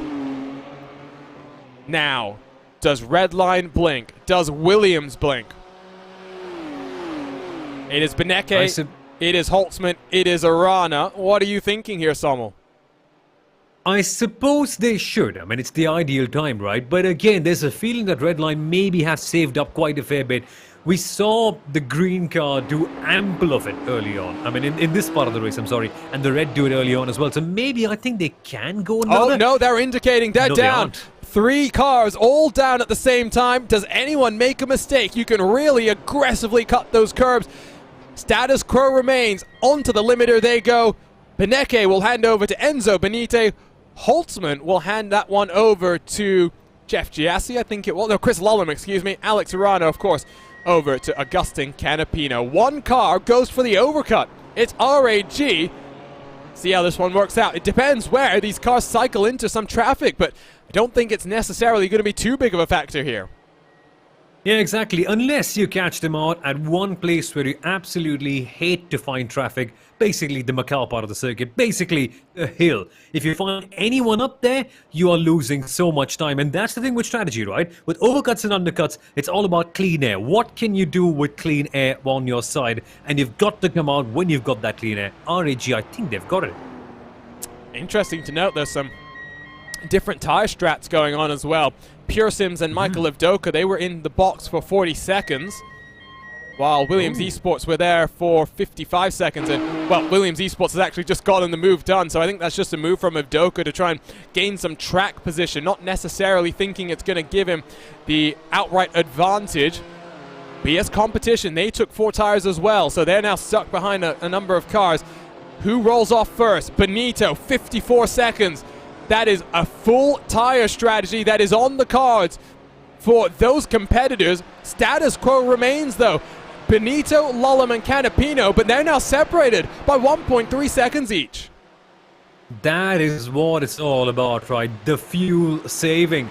I think they spend less time on the jacks, maybe, saving a little bit of fuel. I can't confirm that by checking the timing screen in a moment or two, but that is outstanding, Arjuna. That is what they were building towards all that while, and now they can just live in without any pressure in this stint. Michael Evdoka has jumped up then to 7th in front of Jess Giassi in the red line blue machine. Right behind Giassi is now Quinton Violate. Another car on the two-tire strategy. Things are mixed up here from the mountain.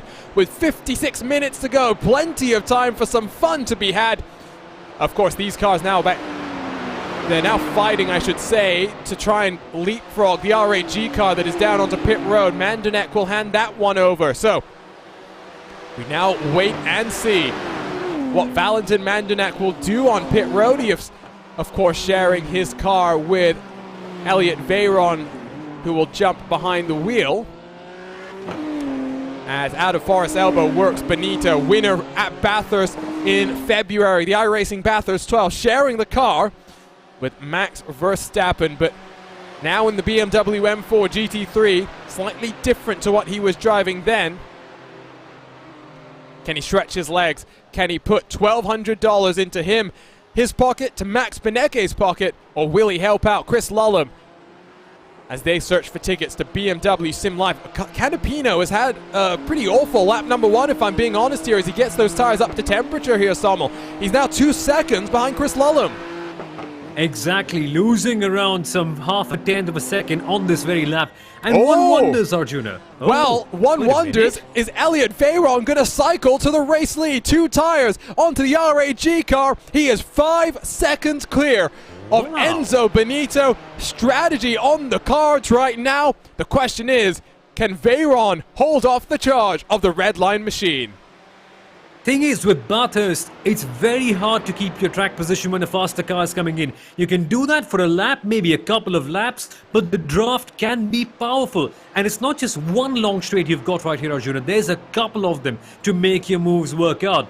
I don't think prioritizing track position is the smartest idea, but again, I want to be proven wrong. I want to see a team like RAG go out there and win a race like this and make their way up into the finals of the BMW SIM GT Cup. My word though, have they rolled the dice and have they tried something else? And at the end of the day, isn't this what we want, right? Some element of spice. And coming back to Williams, how did they lose their time? Firstly, as you rightly mentioned, a slow outlap. But secondly, Arjuna, 1 second extra in the pit lane, then red line. And how did that come about? Well, fuel saving by red line allowed them to go that little bit shorter.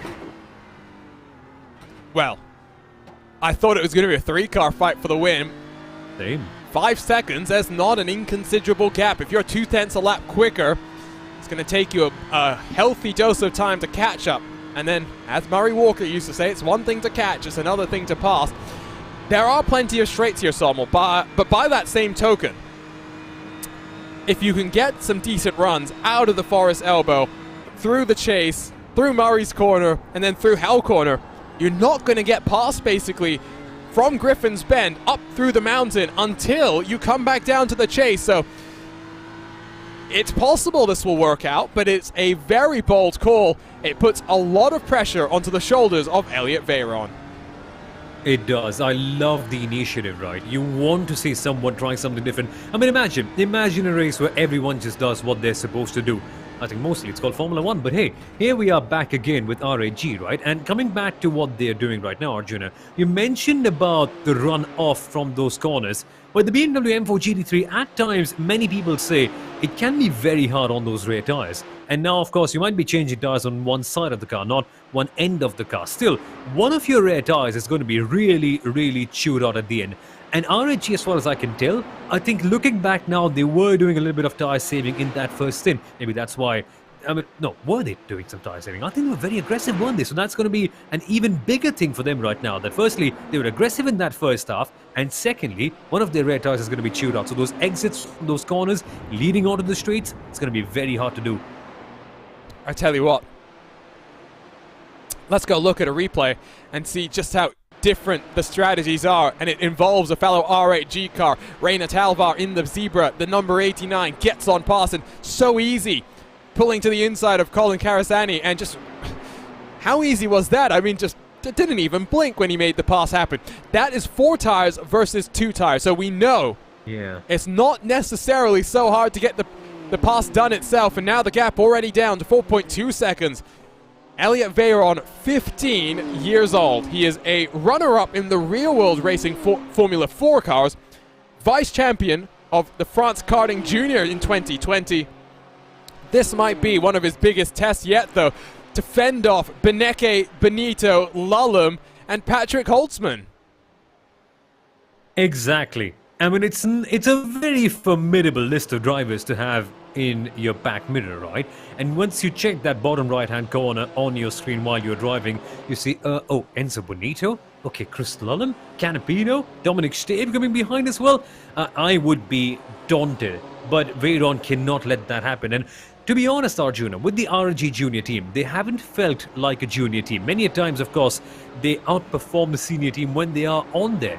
And it makes me wonder, what is junior anymore when you've got drivers like this at such a young age just coming out there and performing and sometimes even beating some of the best drivers in the world? So I don't think that pressure will be a major problem. I think they're all conditioned to that in Team RG Esports, considering how often they perform at such a high level. Just, I think, the strategy. Is it genuinely going to work out in their favor? If Bathurst had one straight, it would still be fine. 2 of them, I think it just plays against them big time. Gap already now 3.5 seconds, so purchase you get from 4 tires clearly paying off, and I would suspect by the time we get to 30 minutes to go, Veyron might already be down to 3rd and now having to defend from Canapino for that final step on the podium and the prize money that is associated with it. More passes further down the field. Urano getting passed by BS Competition and the Big Red Machine. Nathan Lewis behind the wheel. Of course, that Big Red Machine really should have punched tickets, if you ask me, to sim live at our season opener in this M4 GT3 car. Just lap traffic playing a factor coming through Variante Alta. That very quick chicane.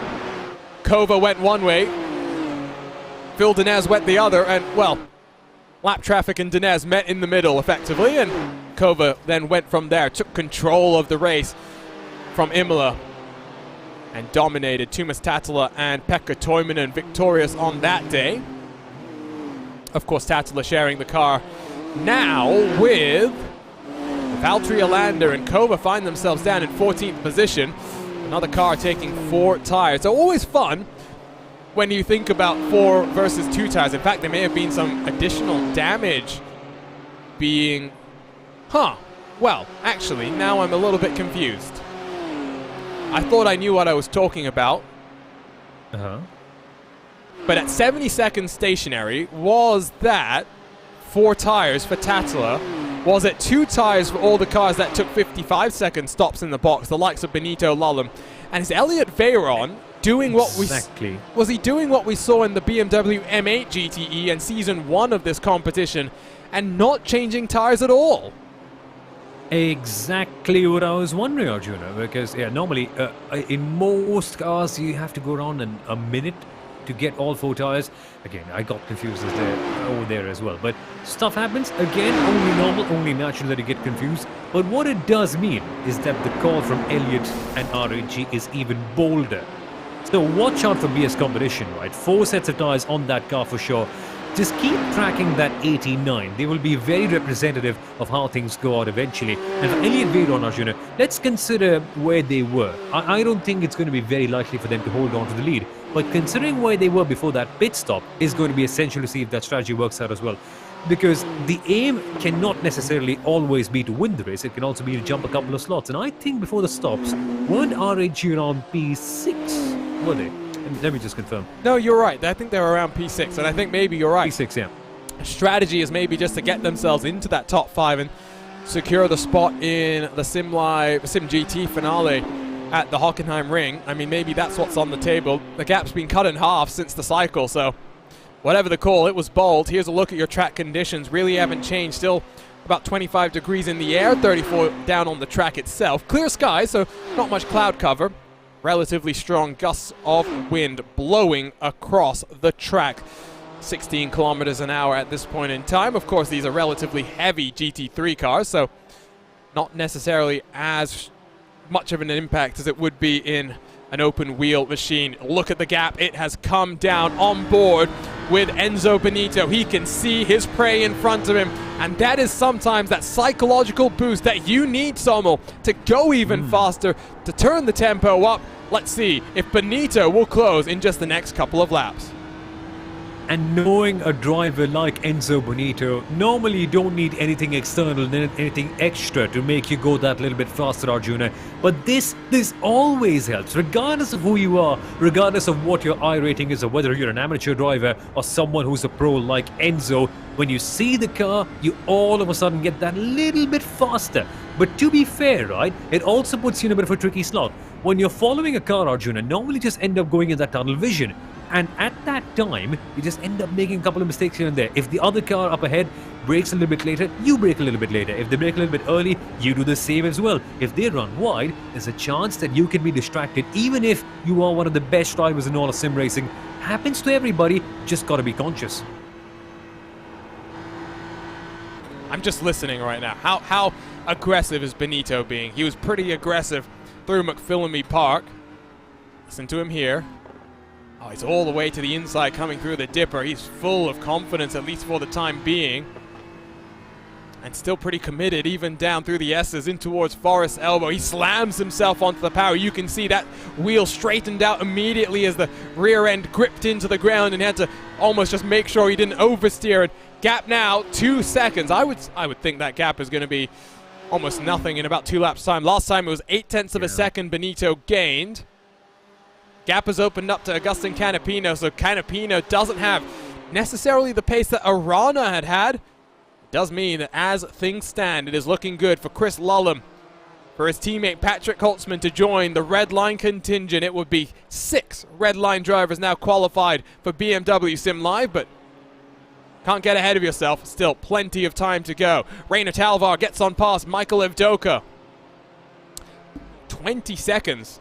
More than 20 seconds. There's 30 seconds difference between these two cars in terms of their total pit lane time. So just gives you an indication of the different strategies we have on the table. Always fun in what is a 2-hour sprint at the end of the day, Sommel, to have those strategies thrown into the mix. Because it does mean that you have to prepare. If you're Elliot Veyron, how do you prepare for getting into a car that you haven't driven? Your teammate has done all the hard work. You won't even know what the tires are like. It's really a very different situation to what I think a lot of people are used to preparing for in traditional iRacing competitions. I think Lewis McGlade just says it best, right? He says that, why do I bother driving on your ugly, used, worn, bruised, battered tires? I want a fresh set of my own, but sometimes you've got to do what you've got to do, and right now it seems like the move forward for RAG Esports. And again, right, how do you prepare for that? You've always got to make sure that you're the second one driving, and this means that you can't prepare on your own. You've got to make sure that you're the second person driving after your teammate has done 1 representative hour in that right condition. So a little bit tricky, but again, knowing RAG, knowing how much time they spend, I think they must have done just that. But in terms of timings, Arjuna, in terms of what's happening, in terms of how much time they're losing, it's a very interesting story. Team Redline Red are lapping in around very fast right now, 2 minute 3.804 with 2 tires taken. By the way, BS competition number 89 doing exactly similar lap times, a 2:03.8 with 4 sets of tires. The pace difference is just evident at the top right now. Quality. That's all you can say about Enzo Benito. Exactly. I would like also to say that, well, BMW very much a part of sim racing and everything that goes around with it, across multiple simulators as well. Also, a big part of esports in general, of course, sponsoring some of the League of Legends teams. And, well, if you're watching on the BMW esports channels, don't forget, we have League of Legends European competitions, Fnatic versus Mad, later today. But for now, it is the BMW SIM GT Cup. It's the Thunder Down Under. It's round 3 of Season 2. One more regular season race. There is a long way to go before we get underway with that one. We'll be at the end of October, so almost 2 full months between this and round number 4. We will head to the Temple of Speed, Monza itself. Just hoping we don't have lap 1 chaos, lap 1 calamity. And then 3 weeks after that, the finale, our invitational round. Teams that finish 2nd through 5th will get the call up to go to the Hockenheim Ring, where 4 tickets to BMW Sim Live will be on the table. final opportunity to punch your tickets to what will be a huge race. Hopefully, I think it'll be in December. I don't even know, to be completely honest. And remember, we're giving around $35,000 in total prize money over the course of the 8 regular season races that we have. BMW Sim Live in 2020, Sommel, $12,000 just to the winner itself. Yeah, it's a big prize pool. It's not an insignificant amount of money. And I love to see the commitment from BMW on it. Now, many manufacturers, I'm not going to say the name, they often just end up dismissing sim racing and saying, it's just not worth it. BMW have said the other thing, right? They've started out, and as I mentioned earlier on, taken the risk of introducing their brand new and probably one of the most highest grossing GT3 cars that they will have ever made onto the sim first and not onto the real life. They understand that you can try this platform, learn a few things here and there, use the feedback and make the real world car maybe just even better, slightly a little bit better, right? I love this, and the fact that there's a high quality racing league like the BMW SIM GT Cup around where drivers can just compete in there, and the fact that it's an open event, Arjuna, makes it even special. I mean, honestly, you, dear listener, can also just join in for the next weekend for the open race, take part, and if you're good enough in terms of iRating, you might just find yourself on the broadcasted race. That sort of stuff just makes it feel even special, doesn't it? And a race like that, having a manufacturer's name on it, just extra special. We won't mention the manufacturer, but everyone knows who you're talking about. On board with Benito to the inside of Veyron and to the race lead once more. Lallem follows him through. Veyron, 2 positions lost in just 1 corner. Now the main job, though, for Elliot Veyron is to hold on to the tail of the red line machines to fend off the challenge from Agustin Canapino, who is about 3 seconds adrift. Behind them, it is 8 seconds back to Dominic Sabe, so 40 minutes left to go. Veyron still has plenty of work to do, but now it is red line back at the front, 1 and 2. We'll also say, we were talking about the fact that they put the car onto the iRacing service before it was even officially homologated. I mean, the greatest thing, if you ask me, is the fact that now, it shares a component in the sim world versus the real world. You've got, of course, the steering wheel that we're taking a look at right now, the Fanatic, Podium M4 GT3 steering wheel. You can literally take the wheel off the real car, throw it onto your simulator, and vice versa. I'm guessing the market for that is pretty small, let's be real, but if you're Robbie Foley, if you're Bruno Spengler, one of the BMW drivers who also competes here on the sim pretty regularly with BS competition, I'm sure you'll still enjoy that. I mean, if I was a 12-year-old kid, which sometimes I turn into most of the time, I would love it. Imagine, I mean, even if I don't have a real-world car, some rich 12-year-old kids might just get the chance to drive in a race car like the BMW M4, maybe sometime in their life. But just the fact that your sim racing wheel can go into the M4, how empowering is that feeling? I mean, if you've got rich parents, or maybe if you're rich enough and you earn that money on your own, go for it. What a wheel. And to be honest, Arjun, if I had it, I wouldn't even use it. I would just keep it framed. Like, this is the wheel. It can go on my sim and on the real world race car. That's, oh my God, that crazy to even think of it. I want to be a part of that meeting where they actually decided, yep, we are going to do just this. I'm trying to now find if I can purchase this, to be completely honest. I forgot about it for the longest time. Doesn't seem like you can do it just yet. Maybe I'll send a note to the BMW guys and say, just send one over my way. I'll beta test it for you. And keep it later on, if you don't mind. We won't say that. It will just be implied. That's for sure. Let's go ahead, by the way, and take a look at a replay for Pearsons and Morgan Butler. Oh, we said that you don't want to get too affiliated and acquainted with the walls. That 118 car making friends with not 1, not 2, but 3 different stretches of wall. On board, we'll have to jump back slightly further. Let's ride on board with Morgan Butler, who finds himself stuck on pit road. Clips the inside on the entry in towards Sulman Park, then hits the inside, and then to the outside he goes. It's just so easy to do, Sommel, and that is the limits that these guys are testing lap after lap. 100%. Luckily, there's a fast repair, but your strategy is absolutely ruined if you do something quite like that. But Sulman Park, Arjuna, that wall on the outside, It is deceptive. No, when you normally think of Bathurst, when you normally think of wall, you think of, let's say, the Dipper, you think of the Forest Elbow, or maybe even Turn 2. I think Griffin's Bend is the name of that corner. I often tend to forget. But that's not the most easy one to catch out. It is Sulman Park when you're coming in there, right? And there's a tendency as a racing driver. Sometimes you don't turn in that a little bit too much. You don't be as sharp on that steering wheel. If you're not, that wall will just draw you in and hit so hard.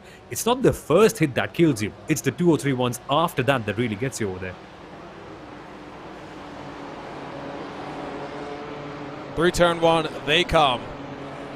Red line 1 and 2. Benito already has those tickets to Sim Live. Him and his teammate Max Beneke will be $1,200 richer if things hold as they are. It will be Lullum and Patrick Holtzman that take those tickets to Sim Live, add to the red line contingent. They'll be $600 richer apiece. Just behind them, Elliot Veyron is hanging on for dear life at this point in time. I saw a moment ago that he got very sideways coming through the final corner, and really, I think at this point, Canapino, it's almost a forethought that he'll get on through and take the final podium spot. $300 on the table for each of those drivers. Can Veyron hold on to 4th? That, I think, will be the bigger question, because Dominic Stabe is quite far down the road in that Williams Esports Chill Blast car. It's about 9 seconds. 35 minutes to go. It's not, the gap's not coming down like I would think it needs to for Dominic Stabe at this point. Stabe is 7/10 of a second faster on an average to Elliot Veyron. Now 7/10 of a second per lap into 35 minutes. Let me do my quick math. 35 on 2, that's 17 odd laps, 17 laps, and then you add the, oh, that does not sound very good, Arjun. That really doesn't. So it might just seem like there is an outside chance perhaps, because the gap right now, I think it'll be right on the edge. Maybe just by the last couple of laps, if Stabe can really catch on to Elliot Veyron. And Veyron just needs to make his car, when of course Stabe arrives, the widest BMW in the world. Thing is, it's okay. Now, BMWs are wide. We know that the M4 is a big boy. It, in fact, is on a bigger platform, believe it or not, than the MA GTE, which was the original and, of course, the most widely known big boy in all of motorsport. But when the other car was also on an M4, I don't think it really works that much, does it? You say it's big. However, it is actually not that big. I did my research for the Sports Car Open Sprint Masters Championship. Yes, it's long. It is a long boy, that is for sure. It is very long. It's I think about 5 meters or something like that. No, that's not 5 meters. Yeah. Whatever it is long. It is longer than comparable GT3 cars racing around today. However, it's not much wider. In fact, I believe the Ferrari is wider. It is not that tall. It is one of the shortest in terms of actual height. The MA got memed, let's be honest. It definitely got memed, and maybe fairly so. But I really do like this M4. Having driven it at our iRacing 24 Hours of the Nürburgring, it is such a stable platform. I think it's going to be a car that, you know, customers, which is ultimately what GT racing is fundamentally about, they're going to love it, Sommel. And you said this might be the biggest success that BMW has had in terms of GT racing. I tend to agree with you on that one. To be fair, Arjuna, the only reason why some people hate it is because it's that good. I mean, we saw what happened in the last couple of weeks, right? The BMW M4 GT3, I'm sorry, again, I just tend to lose my head when talking about this car. It's been that good. But at Spa 24 Hours, this was the de facto most dominant machine out there. And many people have just started to develop a little bit of a bitter taste about it because it's so stable. It works so well, gives you that good fuel numbers. And of course, this is on the sim. We want to see how it translates out in the real life, but there's a really good inkling about that. And in GT3 racing in the real life, of course, there's so many new championships where it can happen as well. Now, BMW, of course, have a long history with DTM. DTM are right now with GT3 cars. And who knows? I think I just recently read that WEC are also experimenting with the GT3-like formula in the next couple of years with GTEs taking away. This could be a big market, who knows? GT3 to Le Mans, that's what we're saying. Yep, exactly. GT3 Plus or something like that, that's what they mentioned. Something similar. It's still going to be a GT3 car fundamentally at the end of the day. Here is the run though. Light flashing from Agustin Canapino. He's in the draft. He's running himself down the mountain straight, and will he get past Elliot Veyron in the RAG machine in towards Griffin's Bend? He's a bit too far behind. Veyron covers him off. Canapino still takes a look. Nothing doing for now. He'll have to wait until they descend the mountain. Quite a well-defended position that by RAG. See, this is what you have to do right now. Canapino might go past, right? And that's evident. You see the pace advantage. By the time we come back down to the second straight, it will be done. But Dominic Stabe, he's on the way. And when Dominic Stabe arrives, this is copy and paste exactly what Elliot Veyron must do. Doing the math in my head, which is always a dangerous proposition. 7/10 quicker was Dominic Stabe. I think he might get onto the back here, you know? I think... Yeah. Elliot Veyron, never trust the commentator's maths. But it's possible. It really is possible that we will see Veyron drop to 5th, and maybe the red line blue machine will be able to sneak on through depending on how the pace goes. It's 10 seconds between Veyron and the red line blue car with 30 minutes left on the clock. I do not know. I really just do not know. I do know Canapino, man on a mission, is going to try and get the move done ASAP. Running slightly wide as Veyron almost gets into the grass. He's having to go defensive on the entry into Murray's, that final corner. Look at how much more confident Canapino is under the brakes. A close up to the rear end of the RAG car across the line. It is nose to tail at this point in time as they work their way in towards Hell Corner. This is where getting a good run is important.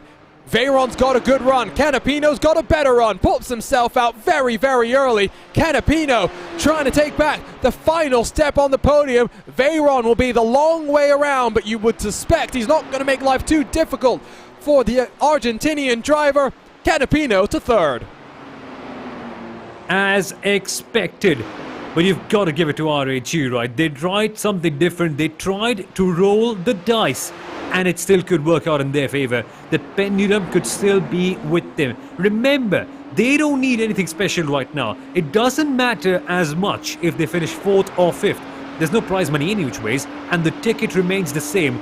They've just got to be right here and earn that ticket to Hockenheim. That'll be the one word on their mind, Arjuna. Hockenheim. Kova, Thomas Tattler, gets on past Nathan Lewis. Lewis, I think, a car on the 2-tire Strat. Tattler, a car on the 4-tire Strat. Looked very, very easy at that point in time. I was going to say something before we got embroiled in that fight. I think one other reason why this M4 is a bit divisive, we got to say it, the front grille. Yeah. I will say, I think the road car somehow doesn't look as nice as the race car. I actually think the race car, the more I've seen it, the more the liveries have kind of adapted to working around the grille. It looks better and better in my opinion. I'll be honest. You need to hide it to make it look good. Now, of course, let's not talk about and let's not completely bash the front grille. Now, when we say the front grille, it's only the front grille, right? The entire car is beautiful. Look at the rear end. I am such a big fan of the M4 rear end. Honestly, for me, it is one of the best GT rear ends I've seen on any race car. And even the side profile, it is just stunning. The way this car looks, right? The aggressive nature, and you see the cuts nearby the door. I absolutely love it, but just that front grille. It's just one thing. Otherwise, it's so well designed. And also, one aspect that we normally tend to forget about this car, Arjuna, the headlights. I think whenever they're on that lovely yellow color, they look like an eagle. No, not an eagle, but you get an idea. Like a predator hunting down someone. And that is so beautiful. But I get what you're trying to talk about. Some teams have just made sure put the focus away from the front grille, and that's why I say this car that you see right now with RAG, but I think a better example would be the Williams car that's just gone past. Looks stunning with it because their color scheme has just worked around and in fact highlighted the better parts of the car, the rear end and the side profile. Still think the Razor car looks better. I blame Josh. I blame Josh for getting sick. How dare you get sick? So we are deprived of the BMW M4, that Williams Esports Razor M4. Not just biased because I grew up in Singapore, Razor of course being a Singaporean company, no bias whatsoever. Let's check out some of these liveries. See, BS Competition, they've done a decent job with the front grille. No, you're not saying yeah? The livery is awesome. Don't get me wrong. I love it on the M8. I love it on every other car. Just that front grille. Again, as I mentioned early on, I am a fan of every aspect of the car, just not that. And I feel you've got to hide it to make it work. Well, I tell you what, things have kind of quieted down on track. Let's go ahead and cycle through some of these cars. R8G, we saw the previous one, so we kind of know what that's like. Pure Sims, always an interesting one. Yeah, no. See, that works. That works. That I definitely like it. I like Kova. I always love the Kova ones, the way they use the spec maps to make things happen. You really don't even see the grille when the lighting is in a specific way on that Kova car because it's just kind of integrated into the rest of the design.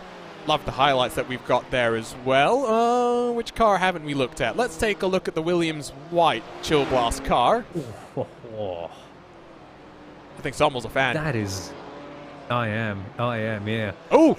Sorry, Again. Action, side by side, BVN and Urano. Oh, Bustamante gets shoved off the track. He slides back onto the, well, I was going to say gravel. No, it's tarmac here. We're not rally crossing, boys. That was a bit aggressive. Let's be honest, Sommel. And I like to see that. I like to see aggressive racing eventually. Sometimes it spills over like it has right now, but that's just part and parcel of the game. Quick look at the replay of exactly what's happened right here. The cojones, Arjuna. How do you go side by side right there? Nobody's fault, just a racing incident outside. There's barely any room to go outside on that corner. It just tightens in nastily. I think it just is probably the most convenient solution apart from somebody else just backing off that corner. I'll be a bit more judgmental. I think BVN could have left a little bit more space. You can go side by side there, but BVN was almost all the way to the outside of the curb. So for Urano, for Bustamante, I can imagine he's pretty peeved, but plenty of time to try and work himself back up. Urano does have a nice paint scheme, just not for today's race, apparently. I mean, to be fair, if you had to have a backup paint scheme, this is good. Again, French football fans might like it. No, wait. The fans of a certain French city's football team might like it. All the others might say, well, you've just killed our league. But hey, different story otherwise. Normally, the Urano colors can look quite good. I remember what they did for another car, I think the 911 GT3 Cup. The way they made it work was just stunning with the red and black. I was going to say, Samuel, aren't you a fan of a certain other football club that's made some big moves in this summer? I am. I'm staring at its crest right in front of me. It's in my bedroom. I'm a big fan. They're playing in 20 minutes as well. So well, you'll be able to jump off just in time then. I will say, it's been a crazy summer in terms of football/soccer. I, of course, do live in... Football. But I live in America, so I've got to at least acknowledge that it's got another name here as well. This is almost a three-way fight for what is this? This would be 9th position. Kova runs a little bit deep, get a bit of a bump. They run a little bit wider after that. BS Competition, the big red machine says thank you very much, and now attacking Michael Avdoka. Nathan Lewis looks to the inside through Hell Corner. It's side by side. Who'll get the better run? Down the straight, it's Lewis. He's already got the position. The Zebras are running wild here in the Australian mountains. That is what they need. Yeah, for sure, it might not be for the biggest position in the world, but anything helps at this stage. Are Pure Sims going to attack? Of course they're going to attack Arjuna, but I think they back out wisely. Oh. What are they trying right here? And Tatula runs very wide once more. Is there something wrong with this Kova car? I suspect all is not well back in Finland. Let's take a look at these replays. Let's start. Oh, okay. It starts into the chase. It's side by side. Tatula says, not for now. Sends it deep into the corner. And now watch. In towards Murray's. Is there a bump on entry, or does Tatula just run himself deep? Tatula breaks late and then, loses the rear end. That explains what happens. Avdoka says, thank you very much. I'll take full advantage of that. Lewis says, you wanted to take advantage of that. How about me instead? The big red machine to the inside. Side by side they went. And Avdoka, with no tires that we suspect being changed, just unable to get the traction. You can see lights flashing from Tatula. That is the universal sign for thank you very much. It was not your fault at all, surely. Exactly. Gamesmanship going on right now. And I think Cova are in for a little bit more. Again, Cova are in for fun, right? Cova have made it all the way through to the finals with their big win early on in the year. So for them, what can they do? Of course, they send it and they make moves like this one. That's what they're here for, after all. Evdoka was very nice, though. Very nice. Yeah, exactly. Yeah, very, very gentleman-esque. Like, yeah, you can go past. I can try, maybe later. It might be a smart thing after all. Who knows, maybe. Maybe at the end of Hell's Corner, we might see a slipstream, maybe heading down into turn 2. Up into turn 2, rather. That Vendaval car in the background is lap traffic, by the way, so there is a 5-second buffer between Evdoka and the R8G car driven by Colin Carazani in 12th spot. There you can see just at the back of the shot coming out of Hell Corner. Meanwhile, up front, it is still status quo between the red line cars. Benito leading around Chris Lullum at the front of the field as down the hill they start their descent once more. 20 minutes to go. Don't think we're going to see much happen here. We have seen, it's been a dramatic summer in GT3 action and GT4 action on the iRacing service. We've seen teammates come to blows on a number of occasions. Don't expect that to be the case here today, Sommel. Yeah, exactly. I think with Team Redline, there's a sense of calmness, right? They've been doing this for so many years now. They know what works, they know what doesn't. And I really remember Redline cars having come to blows, I'm sorry about that, with each other. Now, I've barely seen teammates have issues at all in sim racing, much to the scale of what we've seen in real world motorsport. I think people get it, right? And the fact that we can communicate that a little bit better in sim racing, because of course, as apps like Discord and TeamSpeak, so it just helps a little bit more.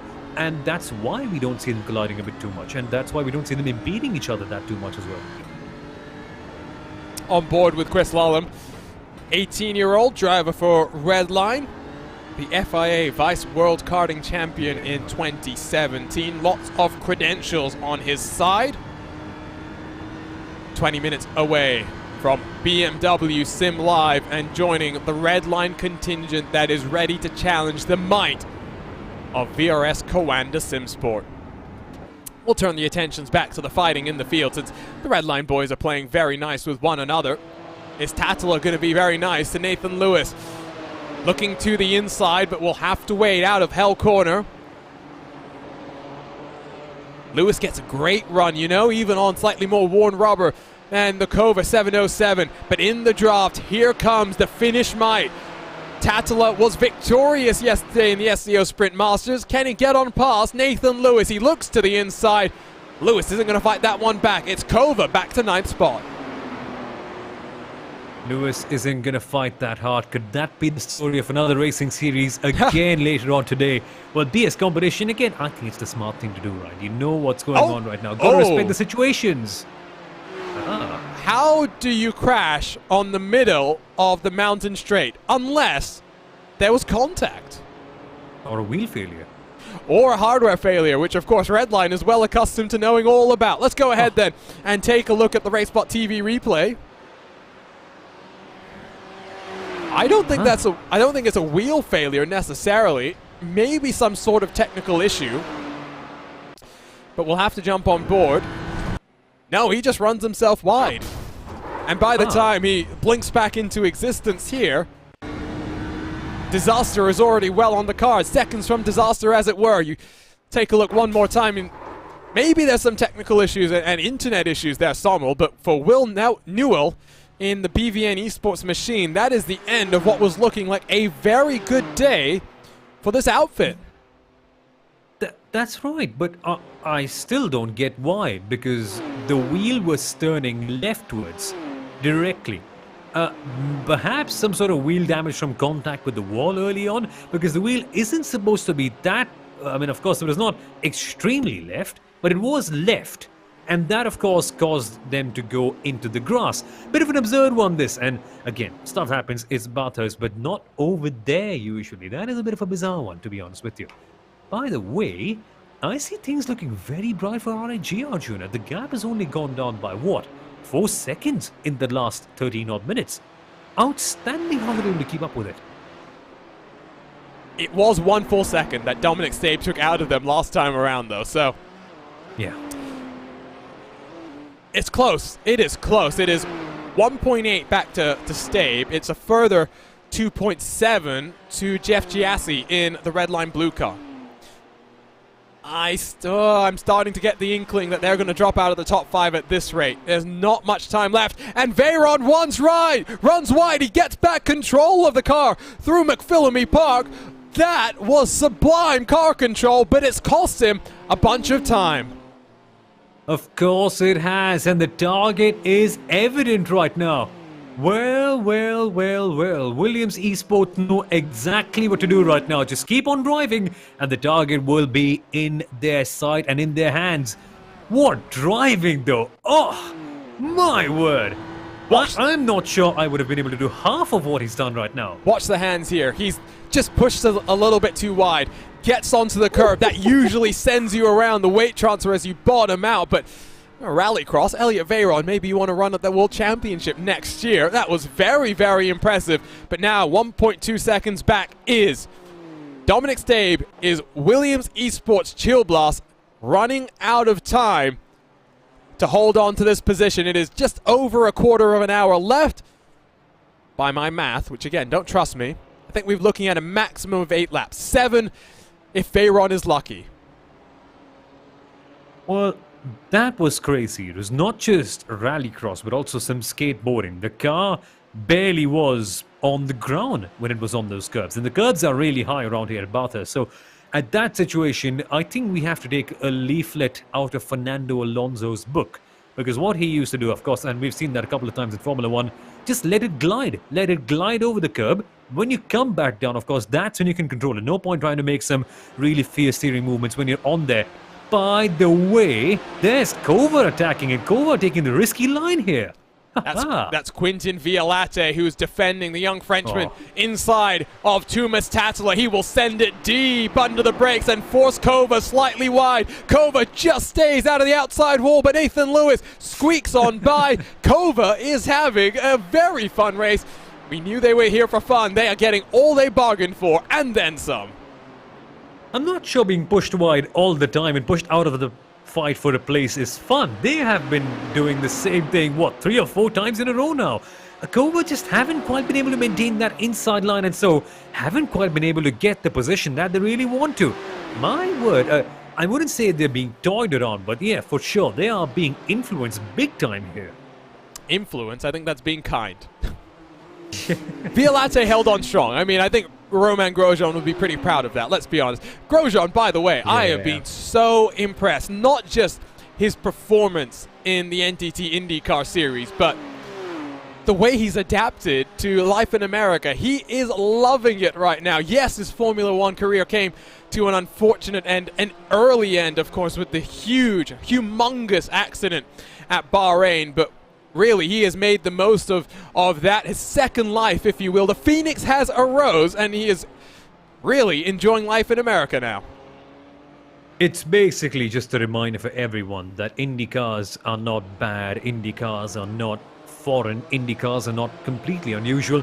If you want to, even European drivers can actually go there and do it, and for that matter. By the way, more on that later, because Cover have sent one down on BS competition. Again, expected. We knew they had that pace. Just a matter of getting back up and recovering from that mistake they made early on. But yes, coming back to them, coming back to Romain Grosjean, Arjuna, the fact that he's also kept aside his fears of oval racing and has returned there is just outstanding. Shows you that really, if you really feel like it, you can do anything in the world, even your biggest fear. He was so impressive from the Worldwide Technology Raceway. I mean, for his first oval experience, to be making moves like he did. Yes. Incredible. And I hope that we see him run the full season next year. He's already looking like he might take the Rookie of the Year crown, despite having missed Texas and then the double points race that is the Indianapolis Motor Speedway. I know it's a big transition for Scott McLaughlin, going from a V8 supercar to an open wheel machine for the first time in more than a decade, and that be it a very high-powered open wheel car. But Grosjean has been so good, and I think so close to victory on multiple occasions. He will get it in 2022, that is for sure. You know who's going to get something, I think, here? Dominic Stabe, right on the rear end of Elliot Veyron. Veyron cannot afford, though, to make life easy because Jeff Giassi is coming, and Giassi is coming quickly. They'll be side by side through the King, but inside line for Stabe in the braking zone for the chase. He gets the position. He's up now into 4th spot. Now, 2 seconds, 1.5 seconds. Veyron is losing time, hand over fist. Look, Veyron did the nice thing. He couldn't fight more. Of course, if he fought, the tires would be even more in a worse condition, let's put it that way. And RAG can't afford that when, of course, you've got someone like Jeff Giassi coming in the background. So pick your fights well. That's their intention. And it seems like, Arjuna, it seems like they might be pushed back down to P number 6. But I'm going to say it before we actually eventually end up saying it later on. They tried. And we need teams that try something different. It might still work out if, of course, shenanigans happen. Have to be a pretty healthy dose of shenanigans with 11 minutes left on the clock as we jump on board with Jeff Giassi. Up the hill he will climb, knowing that he's got 5, maybe 6 laps to make something happen. These cars 16 seconds behind your race leaders. We'll try and get an update on where the race leaders are then in comparison to the clock and to the race itself. Fastest lap of the race is a 2:02.994. It's about 1.5 seconds slower than Shane van Gisbergen back in 2016. That was a race lap. Now, the outright lap record was set in 2018 by Christopher Meis, a 1:59.291. How? Well, you use the word cojones. I think that very much applies to that lap. See, the thing with cojones is you can go all out all the time, right? And of course, we tend to over-glorify that strategy of being very aggressive on every single lap, hitting every apex, having some really harsh steering movements. But we tend to forget, with great risk, I mean, of course, with great aggressive driving comes great risk as well, and it can really backfire big time. Still wonder how they actually do it. Definitely. I was on a track day, so I'm sure there was traffic to deal with as well. Across the line comes the red line contingent, 1 and 2. 9:30 left on the clock. I think that means it's 5 laps to go. Elliot Veyron has 5 laps to hang on to that invite to the Hockenheim ring, but Giassi is already all over his rear end through Hell Corner. Veyron needs the exit of his lifetime, not once, not twice, but 5 different times. Giassi doesn't get the best run through the corner, has to use the draft, the grunt of the turbo-powered engine, down the mountain straight and in towards the braking zone. Veyron covers him off very slightly. Giassi too far behind. Up the hill. Oh no! Giassi took a look. Veyron's having none of it. I think you misspelled the number, Arjuna. It's not 5, it's 9 more times now. That is 1 out of 10 done, because remember, Bathurst has not 1, but 2 incredibly long straights. But what great defending. Some real big heart here on display right now. This is fun. And look who's coming as well. Rainer Talvar wants a bit of the action. If Giassi doesn't get by soon, Talvar might get on through. Plenty still to play for here in the closing stages. It's not for victory. You liked the little wordplay I did there, didn't you? Yeah.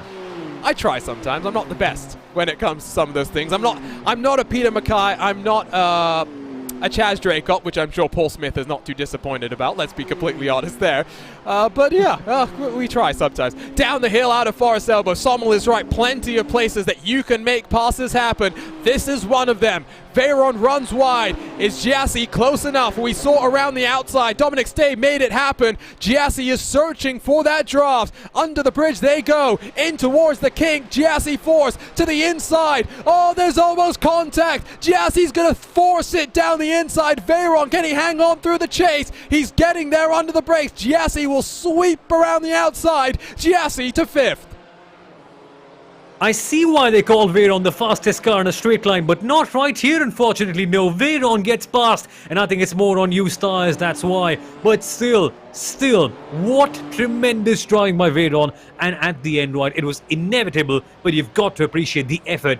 Now, he's got to do it all over again, not with Giassi, but with Rainer Talvar, and Rainer is just about as quick. doesn't sound like a very pleasing opportunity, this one, Arjuna. Well, they tried the strategy. It didn't work out. Why not let Talvar go on through and hope Giassi and Talvar come to blows?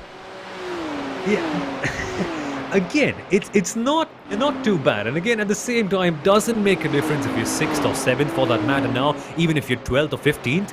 At the end of the day, if you are and you don't get the prize money, you don't even get the invite. So why does it matter where you finish? No one might think.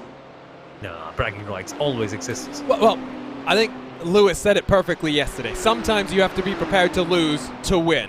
That's what we saw in the SEO Sprint Masters in the title fight that came down to just one single point at the end of 12 hours of racing. I don't know. I don't hate the call if I'm Veyron as all. Exactly. That you talked about skateboarding. He goes for a bit of a grind there on that curb, gets a bit of the grass coming through in towards Skyline. 6 minutes to go. Running out of time is Rainer Talvar to get not just one move done, but 2 moves done. 4 tires, though, he will have. As compared to the 2 of Jeff Giassi, look at how he's all over the rear end. He gets a wonderful run out of the elbow, gets onto the power, into the draft, and now which way does he go? We've seen Veyron cover off both sides. Talvar is running out of time, and I think he knows that. He'll look to the inside, taking full advantage of the draft to its maximum benefit. Oh, Veyron squeezes him to the inside curve. Veyron does not let him through. Talvar is going to try the over-under. There's some contact. Veyron gets spat off into the grass, and Talvar now 2 seconds and 5 minutes left to go.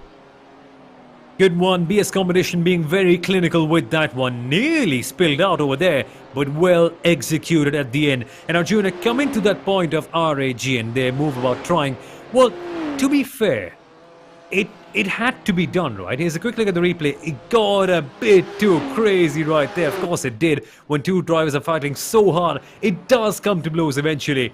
But RAG, it was worth the try. I mean, imagine how many races are lost just due to a lack of trying. You never want to be in that position where you don't try, that's for sure. I mean, you always have to throw something at it. It doesn't have to be the kitchen sink. But you always want to give it your best and leave a race knowing that even if you didn't win, you put it all out there, just didn't fall in your favor. 4.5 minutes left to go down the hill for one of the final times today. It's red line red, it's red line green. What a dominant run it's been for them here today. We haven't seen Coanda take to the BMW M4s. Coanda very dominant in the M8 GTE. Redline, can they be as dominant in the M4 GT3? Of course, 2 tickets to Munich. Oh, 2 tickets to Sim Live. I always still say Munich, hoping that things will return to some sort of normalcy and we'll have LAN events in the future. Hopefully that will be the case in 2022, but not going to be the case for 2021. 2 tickets today, 2 tickets at the end of October, and then 4 more seats will be filled in the middle of November. Redline looking very, very strong in this M4 GT3, and you mentioned their victory, Sommel, in the iRacing 24 Hours of Spa. Dominance, that was what it was for Redline right there. Dominance at the 24 Hours of Spa. They were just that good. And not just there, Arjuna, 24 Hours of Nürburgring as well. Well, these guys know what they're doing behind the wheel of an M4 GT3. You mentioned Coanda not taking to it. I wonder what will happen when they come on, because normally Coanda versus Redline tends to be the Real Madrid versus Barcelona of sim racing, right? The 2 big giants that have been there for a long time. Olam took a look. Benito said, no, I'm taking this win. You can have your tickets to Sim Live, but I want the $1,200 in my pocket. How aggressive are they going to be? It will be 1 more lap to go the next time around. This is their penultimate climb up the mountain. It's a funny situation, Arjuna. I was wondering, right, early on, was Bonito going past a move by Bonito or one decided by the team? Because if it was by him, of course, he's not giving away the prize money. But if it was a team deciding it, of course, there might be a certain split of it, right? Because, of course, we let you win, so you split of the prize money. So, and this might be crucial right in front of your leaders. That is the Alpha Esports red car that is now going to come to us crawl. Smart. Redline just gets on through. That was a big one. Let's go ahead and take a look at what happened there. It was contact, I believe, with German sim racing, but it looks like the Alpha Esports car may have lost it by itself. Down through Skyline, yes, gets sideways, and that's the track blocker. We've had it not once, but twice now. Unfortunately, Sergio Medina, nowhere to go. Again, simple thing, right? You take curves for a bit too long and they bite you back. Where does German sim racing go? Straight on. Where can German sim racing go? And unless they're a flying car, which they can't be right now, the Eagle is only virtual, they could have flied past. They can't, and then again, you get damaged. But now, Redline, where does that prize money go, Arjuna? Do they split it up between both the cars, or do they keep it the way it is? Because I'm not sure if Bonito, I mean, of course not Bonito previously, if Beneke passed on his own merit, or did the team decide beforehand? I'm pretty sure that was on merit, and let's be honest, they're a team. They're drivers. They want to win, whether it be green, whether it be red. Final lap here in the BMW SIM GT Cup for the Thunder Down Under at 7:10 between Enzo Benito and Chris Lullum. Lullum's not close enough to take a look this time around. It'll be up and down the mountain, these cars just trying to keep it out of the wall. It's been great, Sommel. The first couple of races didn't necessarily have the strength of competition that we expected, but the big guns returned today. Redline out in force, Williams out in force, BS Competition out in force. We had Kova, we had RHE, Pure Sims, Vendaval, Urano, Altus Esports. This is what this competition is meant to be all about, as well as seeing the new faces, the likes of Alpha Esports, the Mechanic Racing Team, and so many more. That is spot on, Arjuna. That's the opportunity you get with open events, right? When things can be mixed up between those who are relatively smaller and the big names. And that has not happened the way we expected. But again, right, it comes down to the challenge of the circuit. With more time, we can see these smaller teams get better. But the established order will eventually separate up to the top. Again, the cream rises to the top when the challenge is just so hard. And this right here was a tremendous challenge for everybody. Season 1 was about Redline, was about Coanda. Redline had 4 drivers, Coanda had double digits. Redline respond here today though. They now put Chris Lullum, they'll put Patrick Holtzman to BMW Sim Live in December as we go racing for BMW Virtual Motorsports.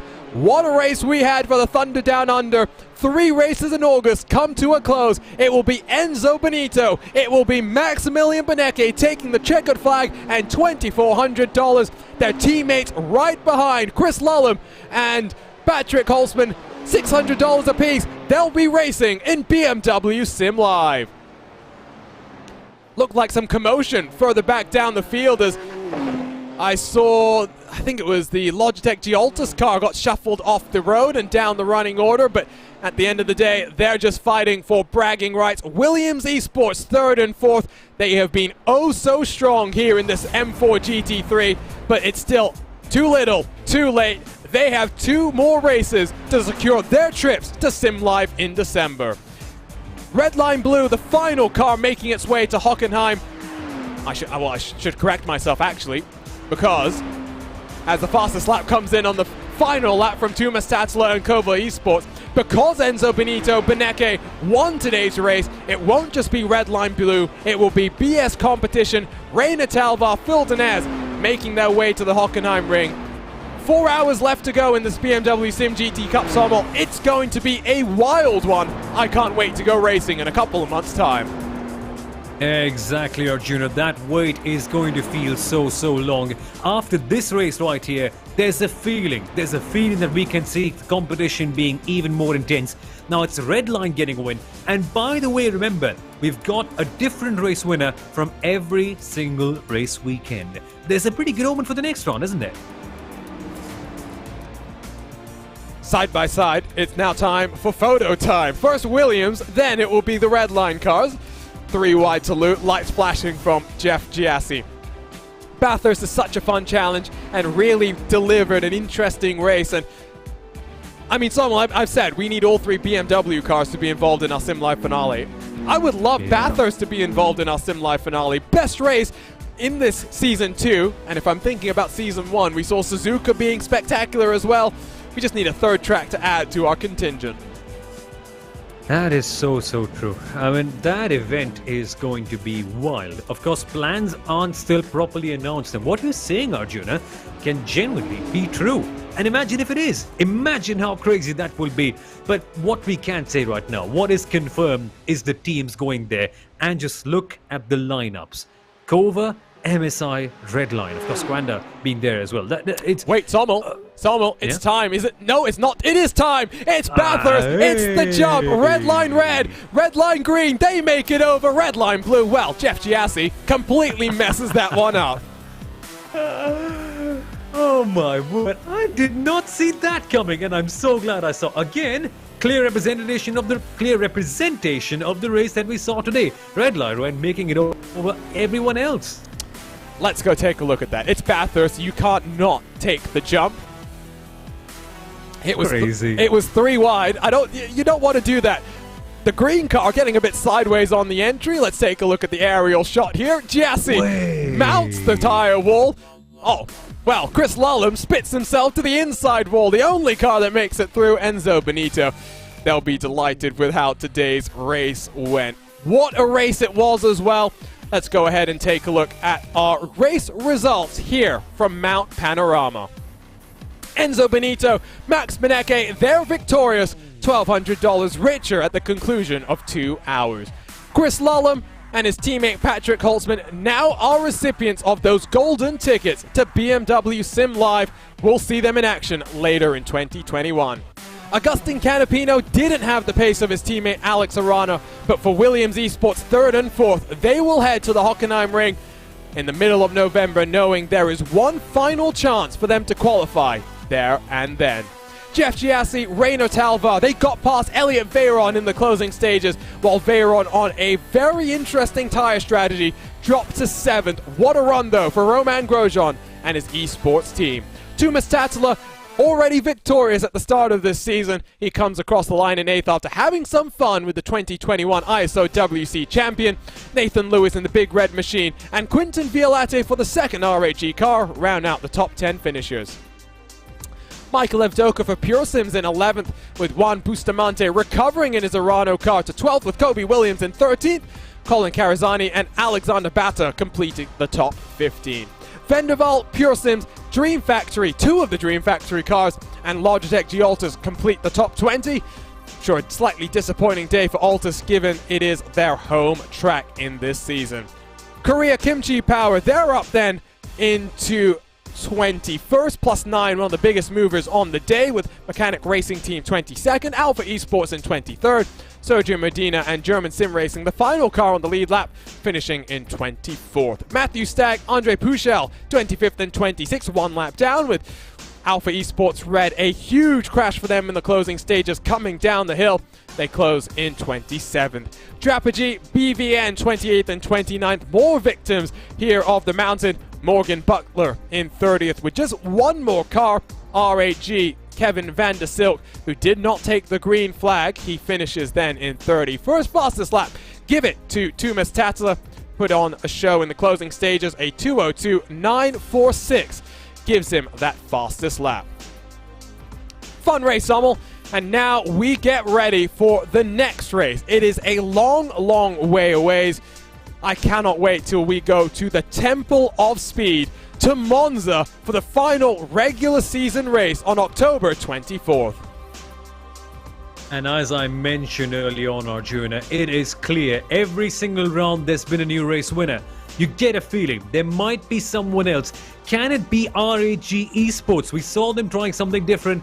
Almost worked out. Can it be BS Competition in one of their red or their blue cars? Again, we can only wait and watch, but that wait is going to feel arduous, genuinely. It's painful, right? We had 3 races in August, a week break, I should say, I guess, in between each of them. And now we wait till October. Not my favorite portion of this 2021 season of BMW Virtual Motorsports, but what a global tour that we've got here. Imola, Circuit of the Americas, the Mountain, the Temple of Speed, and then the Hockenheim Ring. It should be fun. It should be hectic. Really, the question now is, Redline Coanda, they have plenty of drivers already qualified in. Can anyone else join Cova MSI, or is it going to be the two biggest names in sim racing fighting it out for BMW Sim Live honors? I doubt it. I don't think a team like BS Competition will let this rest very easily. Of course, BS being one of the top affiliated, not directly affiliated, but the teams you think of when you think of BMW Sim Motorsport teams, right? So they are going to be challenging hard. And at Monza, it's going to be crazy. It's not the traditional track that we've seen so far in the last 3 races. Very much focused on straight line speed, very much focused on your racecraft. That is going to be wild, because the last 3 circuits, more technical ones, Monza, more on how aggressive and how bold you are willing to get. Well, that wraps us up here on RaceSpotTV and BMW social media for round 3 in the BMW Sim GT Cup and the month of August. 3 spectacular races, 6 qualifiers for BMW Sim Live. If you want to stay involved with all things RaceSpotTV, make sure to follow us across of social media at RaceSpotTV, the handle. Make sure you hit that red subscribe button on YouTube to stay up to date with the latest action, and hit the bell if you want to get notified every single time we go live with a great sim racing series that we get to cover. It's going to be a long wait until we get to the Temple of Speed. We go to Monza for the final regular season race of the BMW Sim GT Cup on behalf of the entire team at RaceSpotTV. My name is Arjuna Kankipati, and I've been joined by the wonderful Somil Aurora for today's action. We will see you then in October. For now, so long and goodbye. It's time to go watch some other motorsports.